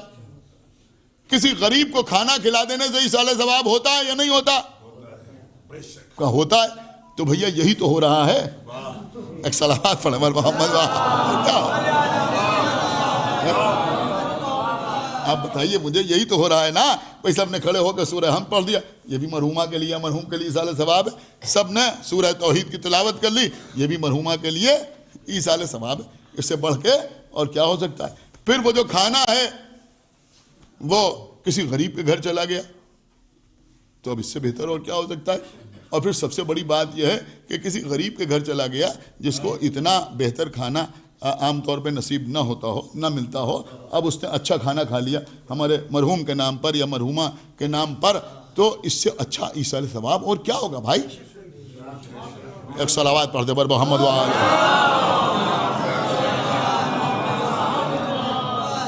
اب دیکھیے ایک مسئلہ الگ ہے، وہ بھی میں بالکل واضح کر دوں آپ کی خدمت میں کہ یہاں تک تو معاملہ بالکل درست ہے، اس میں کوئی مسئلہ نہیں کہ آپ وہ کھانا جو ہے کسی مرد مومن کو، یعنی شیعہ ہونا بھی ضروری ہے اس لیے کہ کسی شیعہ جو ولایت کا قائل ہو.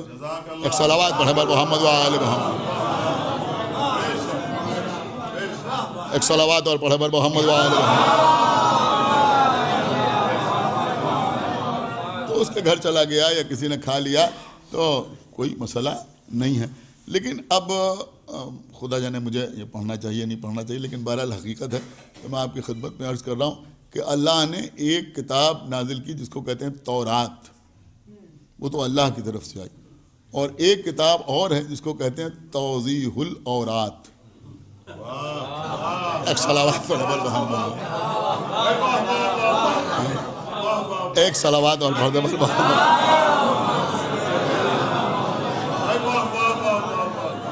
اب میرے خیال میں تورات تو منسوخ ہو گئی لیکن اورات منسوخ نہیں ہوئی. صلوات پڑھے بر محمد وآل.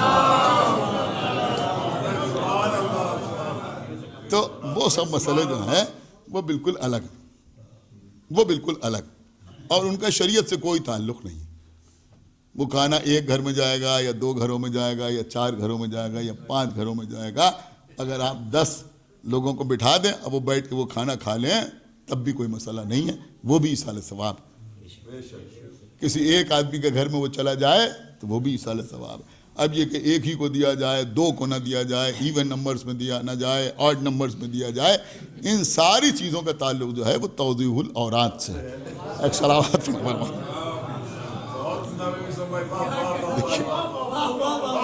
اب اس سے زیادہ میں آپ کی خدمت میں نہیں عرض کر سکتا. اب خواتین کا مسئلہ ہے, اب آپ میں جتنی جرأت ہو ایک صلوات پڑھ کر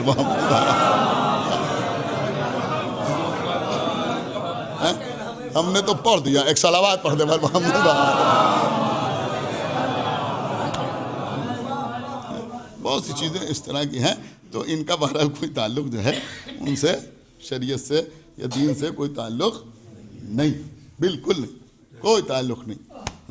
کیا کیا اس میں رکھا جائے گا, یہ رکھا جائے گا اور یہ نہیں رکھا جائے گا, تو یہ سب چیزیں بالکل الگ. میرے خیال میں اس سے بڑھ کے بات نہیں عرض کی جا سکتی.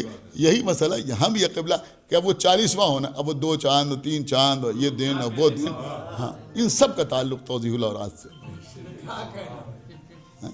شریعت سے کوئی تعلق نہیں. ہاں ایک بات کا تعلق شریعت سے تو نہیں ہے لیکن محبت سے. وہ کیا ہے؟ وہ یہ ہے کہ 40 دن میں 40واں نہیں ہوگا, 1 دن کم ہو 2 دن کم ہو اس میں 40واں ہو جائے گا. میں اس کی مخالفت نہیں کروں, یہ بالکل صحیح ہے. اس لیے کہ ذہن میں یہ ہے کہ امام حسین کا چہلم ہوتا ہے, دیکھیے اس کا بھی ثواب ملے گا. تو ہم اپنے غم کو امام حسین کے غم سے کم رکھیں. صلوات پڑھتے بال محمد وآل محمد. یہ جو جذبہ ہے, اب اس کو آپ شریعت کے ترازو پر نہ دیکھیے, اس کو آپ کسی مرجع تقلید کی توضیح المسائل میں نہ دیکھیے, کسی مولانا سے جا کے نہ پوچھے کہ حلال ہے یا حرام ہے. نہیں, یہ مسئلہ نہیں ہے, بلکہ یہاں صرف دل کا معاملہ ہے, صرف محبت کا معاملہ ہے کہ بھائی آقا حسین کے غم سے ہمارے مرنے والے کا غم کم رہے.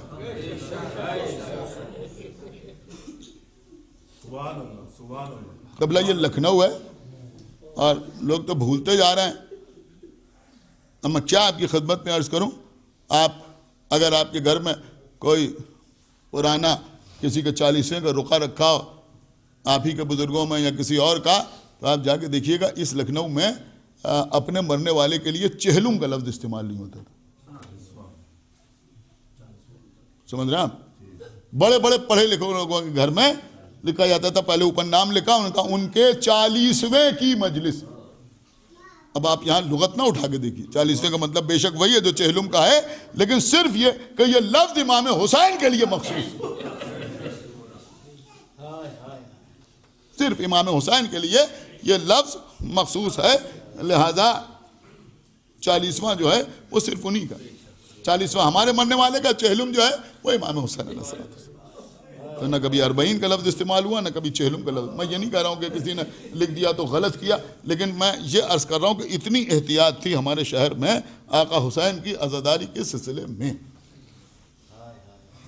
بس عزیزوں, اور یہ بھی آپ سمجھیے کہ یہ 3 دن کے بعد تیجا, 10 دن کے بعد 10واں اور 20واں اور مہینہ اور 40واں ہم نے کسی کتاب پہ نہیں دیکھا, اور جو نہیں دیکھا وہ ہم کہیں گے بھی نہیں کہ ہم حوالہ اس کا آپ کی خدمت میں پیش کریں, لیکن ہم نے اپنے بزرگوں سے سنا ہے, اپنے بزرگوں سے سنا ہے.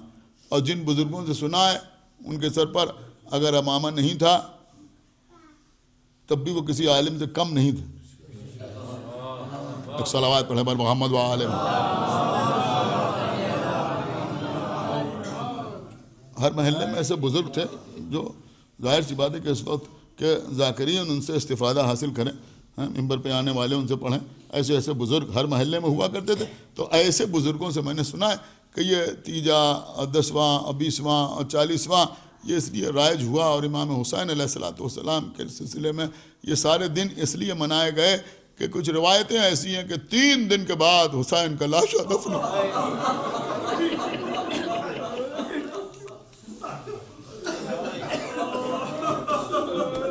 تو 3 دن کے بعد سیم, کسی کتاب میں روایت مل گئی کہ 10 دن کے بعد امام حسین کا لاشا دفن ہوا، تو 10واں کہیں مل گیا 20 دن کے بعد امام حسین کا لاشا دفن کیا گیا، تو 20واں کسی کتاب میں روایت ملی کہ 40 دن کے بعد امام حسین کا لاشا دفن کیا گیا۔ تو آقا حسین کا چہلم، یہ صرف محبت کی باتیں ہیں، محبت نہ کرنے والے سمجھ نہیں سکتے عزیزوں۔ ہمارے یہاں کوئی دنیا سے گزر جائے تو لوگ کوشش کرتے ہیں کہ مرحوم یا مرحومہ کے جو نیئرسٹ ہیں، جو ڈیئرسٹ ہیں، جو قریبی لوگ ہیں، ان کو میت کے امور انجام نہ دینا پڑے۔ آپ نے سنا ہوگا محلے میں کوئی قبر کھدوانے چلا گیا، کوئی غسل کا اہتمام کرنے لگا، کوئی کفن لینے چلا گیا، کسی نے کہا ہمارے پاس کربلا کا کفن ہے، ہم لے کے آ رہے ہیں۔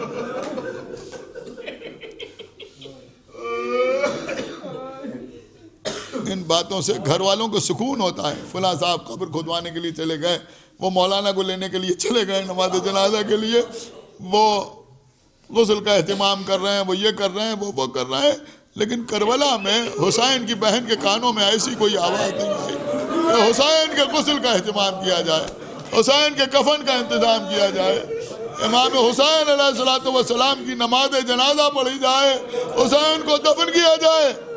جزاکم اللہ خیر الجزا۔ بس مجلس تمام ہو گئی، آپ کی آوازیں بلند ہو گئیں۔ جناب زہیر قین جو آقا حسین کے سامنے کھڑے ہوئے تھے اور تیر آ رہے تھے، وہ تیر کھاتے رہے اور امام حسین نماز پڑھتے رہے، شہادت کے درجے پر فائز ہوئے۔ یہ کوفے کے رہنے والے تھے۔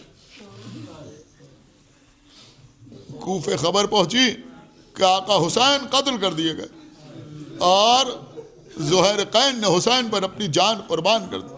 جناب زہیر قین کی بیوہ، ان کی زوجہ پہلے تو روئیں، گریہ کیا، آقا حسین کا نام لے کے ماتم کیا، پھر شکر کا سجدہ کیا اور عجب جملہ کہا، پروردگار تیرا شکر ہے کہ میرا شوہر آقا حسین کے کام آیا۔ سجدے سے سر اٹھایا، کچھ یاد آیا، کچھ خیال آیا، اپنے غلام کو بلایا، کہا فلاں حجرے میں وہ صندوقچہ رکھا ہے، وہ لے آؤ۔ وہ صندوقچہ آیا، کھولا اس کو، اس میں سے ایک کفن نکالا۔ محسوس کر لیں تو قیامت ہے۔ غلام سے کہا سنو، میں نے سنا ہے کربلا میں آقا حسین شہید ہو گئے اور میرے شوہر نے حسین کے اوپر اپنی جان قربان کر دی۔ بھلا میرے شوہر کی حسین کے سامنے کیا حیثیت تھی؟ حسین حسین تھے، میرا شوہر کی کیا حیثیت تھی حسین کے سامنے؟ حسین تو نبی کے نواسے تھے، علی و فاطمہ کے بیٹے تھے۔ حسین کو تو شہادت کے بعد غسل بھی دیا گیا ہوگا، کفن بھی پہنایا گیا ہوگا، نماز جنازہ بھی پڑھی گئی ہوگی، عزت و احترام کے ساتھ دفن کیا گیا ہوگا، لیکن میرے شوہر کو کس نے پوچھا ہوگا؟ اسے کس نے غسل دیا ہوگا؟ کس نے کفن پہنایا ہوگا؟ لہذا یہ کفن لے کے کربلا چلے جاؤ اور میرے شوہر کی لاش کو پہچان کے غسل دینا، کفن پہنانا، دفن کر کے واپس آنا۔ غلام نے کفن لیا، کربلا کا سفر کیا، کربلا پہنچا، پھر واپس آیا، اپنی مالکہ کے سامنے سر جھکا کے کھڑا ہو گیا۔ مالکہ نے پوچھا کیا بات ہے، تم کفن دے آئے؟ اس نے کوئی جواب نہیں دیا۔ پھر پوچھا، اس نے پھر کوئی جواب نہیں دیا، پھر پوچھا، پھر کوئی جواب نہیں دیا۔ آخر میں کہا رہے بتاتا کیوں نہیں؟ اس نے اپنی ابا کے دامن سے کفن نکالا، مالکہ کے سامنے رکھ دیا، کہا رہے تو کفن دے کے نہیں آیا؟ پھر کہتی ہے تو تو بڑا اطاعت گزار بندہ ہے۔ اس کے بعد مالکہ نے اپنے غلام سے سوال کرنا شروع کیے کہ کیا تو کربلا جا نہیں پایا؟ اس نے کہا نہیں بی بی، میں کربلا ہو کے آ رہا ہوں۔ کہا اچھا، کیا تجھے وہاں کسی نے کفن دینے سے روکا؟ کہا بی بی وہاں کوئی تھا ہی نہیں تو روکتا کون؟ اب اس نے بڑا عجیب سوال کیا کہ کیا تو اپنے آقا کی لاشوں کو پہچان نہیں پایا؟ اس نے کہا نہیں بی بی پہچان لیا تھا. کہا پھر جلدی بتا کہ کفن کیوں نہیں دیا؟ اس نے کہا بی بی میں نے پہچان بھی لیا تھا, میں کربلا پہنچ بھی گیا, کربلا میں کوئی روکنے والا بھی نہ تھا, لیکن میں نے کفن اس لیے نہیں دیا کہ میرے پاس کفن ایک تھا, بے کفن لاشیں 72 پڑے ہوئے تھے.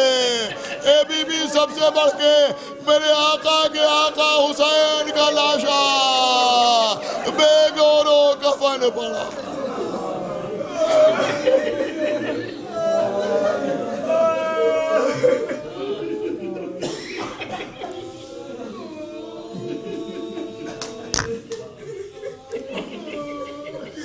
اور دیگر جو واسطہ محمد وآل محمد کا ہماری اس عبادت کو قبول فرما.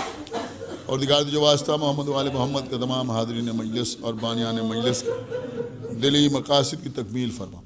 اور دیگر جو واسطہ محمد وآل محمد کا ہم کو اعمال صالحہ کی توفیق عنایت فرما. ہمارے عقائد کو صحیح و سالم رکھ.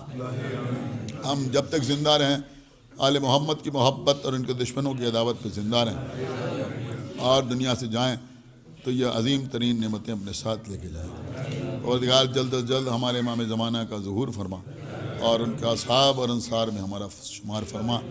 حضرات ایک گزارش کی شکل میں اعلان بھی سماعت فرما لیں کہ 12 رجب کو یعنی 2 جنوری کو جمعہ کے دن شب میں ٹھیک 9 بجے وقت کی سخت پابندی کے ساتھ آغا باقر کے امام باڑے میں جشن مولود حرم کا انعقاد کیا جائے گا. قدیم ترین محفل ہے. آپ حضرات سے گزارش ہے کہ 2 جنوری کو شب میں 9 بجے آغا باقر کے امام باڑے میں ضرور تشریف لائیں اور 1 مرتبہ سورہ حمد اور 3 مرتبہ سورہ اخلاص کی تلاوت فرما کر مرحومہ نسرین بانو بنت تقی حسین کا نام. بسم اللہ الرحمن الرحیم الحمدللہ رب العالمین الرحمن الرحیم مالک یوم الدین ایاک نعبد و ایاک نستعین اهدنا الصراط المستقیم غیر المغضوب علیہم ولا الضالین. بسم اللہ اللہ احد اللہ الصمد لم یولد ولم یولد الرحمن الرحیم احد اللہ الصمد الرحمن الرحیم یولد ولم یکن له کفوا اللہ.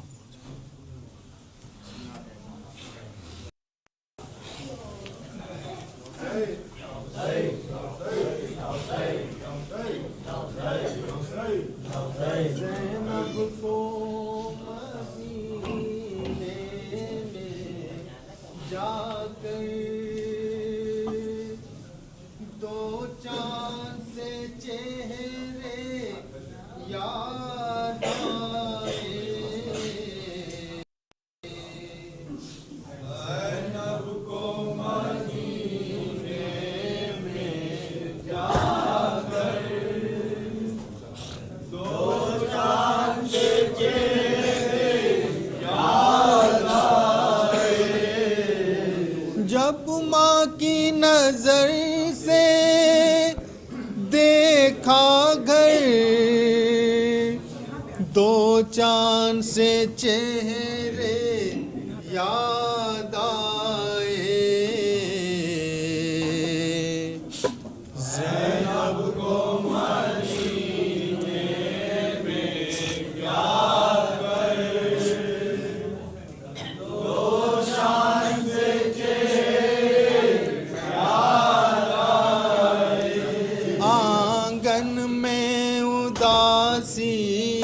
چھائی تھی حجرے میں عجب تنہائی تھی. آنگن میں اداسی چھائی تھی حجرے میں عجب تنہائی تھی.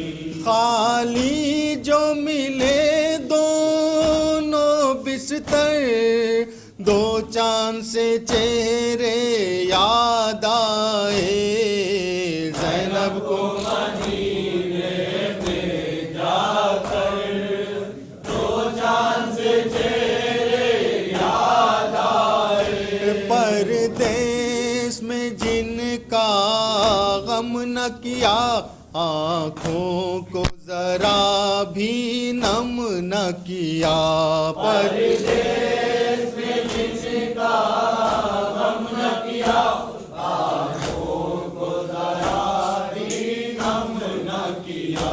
رکھا جو قدم گھر کے اندر دو چاند سے چہرے یاد آئے زینب کو مدینے میں جا کر دو چاند سے چہرے یاد آئے. زینب نے بہن کی آنکھوں کو بچوں پہ کبھی رونے نہ دیا.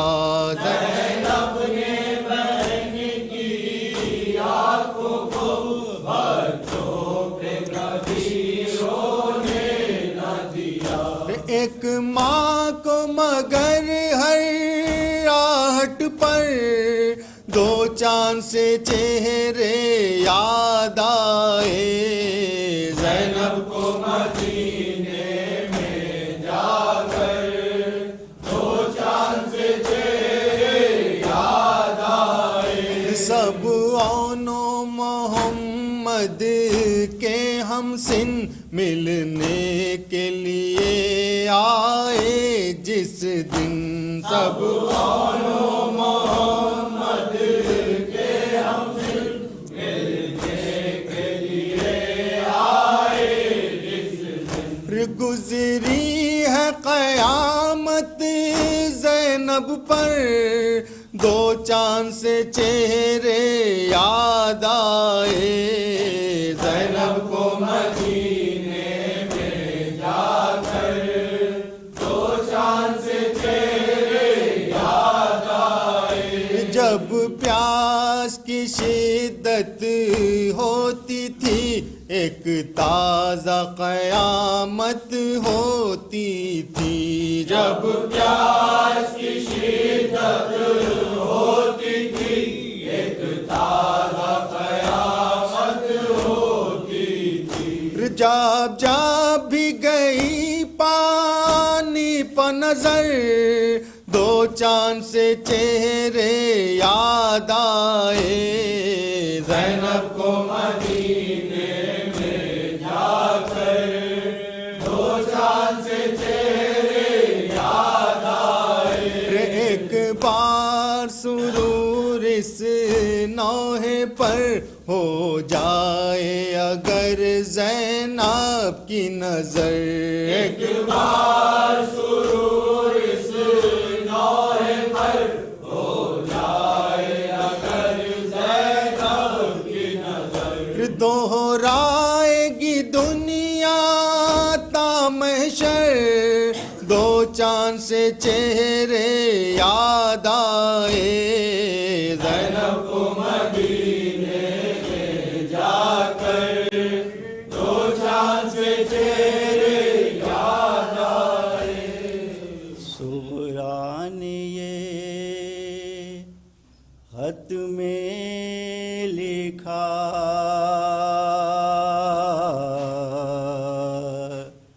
سغرا نے یہ خط میں لکھا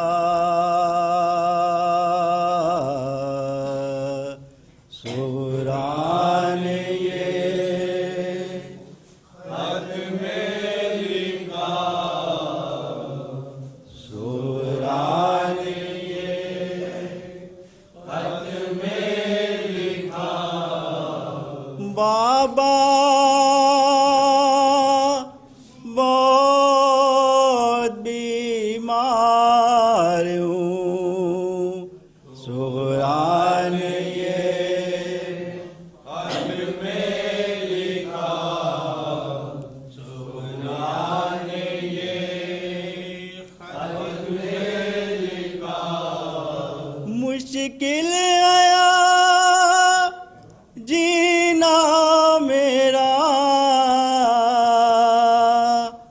بابا بہت بیمار ہوں سغرا نے یہ خط میں لکھا سغرا نے یہ خط میں لکھا. اس سے زیادہ کیا لکھوں حسرت یہ ہے بس دیکھ لوں اسے زیادہ کیا لکھوں حسرت ہے بس دیکھ لوں ایک بار چہرہ آپ کا بابا بہت بیمار ہوں شکران یہ خط میں لکھا شکران یہ خط میں لکھا کیسا میرا زار ہے ہر ایک دوا بیکار ہے کیسا میرا زار ہے ہر ایک دوا بیکار ہے سینے سے دل اگتا گیا بابا بہت بیمار ہوں شکران یہ خط میں لکھا شکران یہ خط میں لکھا کیا حال یہ بیٹی لکھے تم بھی اگر دیکھو مجھے کیا حال یہ بیٹی لکھے تم بھی اگر دیکھو مجھے دشوار ہو پہچاننا بابا بہت بیمار ہوں شکران یہ خط میں لکھا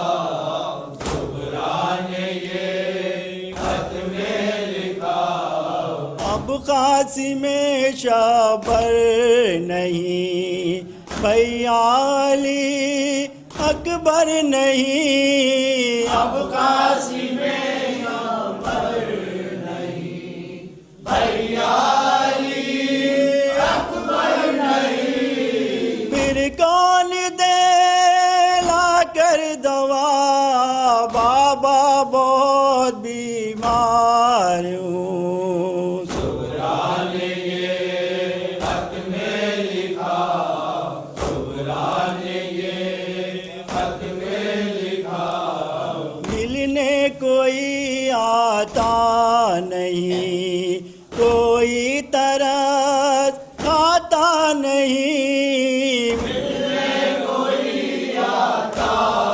نہیں کوئی ترس کھاتا نہیں تنہائی کا ایسا منا بابا بہت بیمار ہوں شکران یہ خط میں لکھا شکران یہ خط میں لکھا ایک دن پلٹ کر آؤ گے یا پھر مجھے بلواؤ گے ایک دن پلٹ کر آؤ گے یا پھر مجھے بلواؤ گے ٹوٹا یہ بھی آسرا بابا بہت بیمار ہوں شکران یہ خط میں لکھا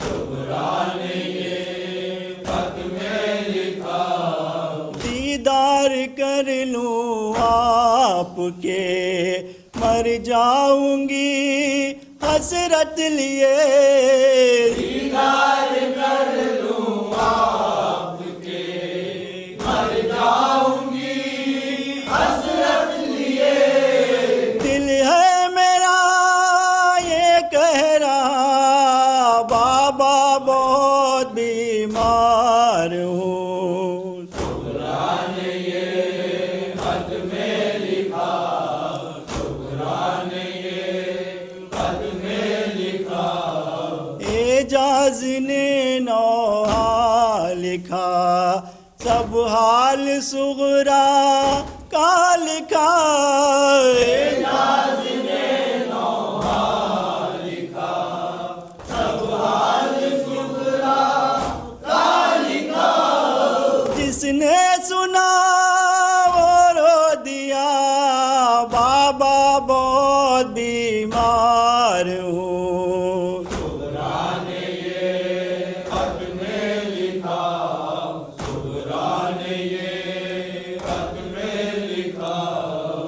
حسین یا حسین یا حسین یا حسین یا حسین یا حسین یا حسین یا حسین یا حسین.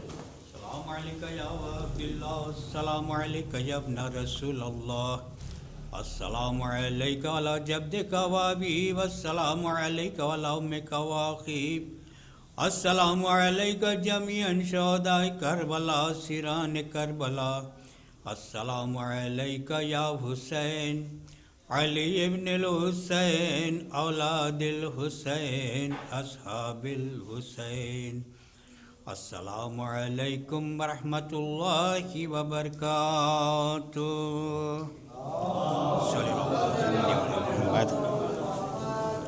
مومنین ایک اعلان سماعت فرما لیں، کل شب میں 7 بجے اسی مسجد میں ایک مجلس ہوگی،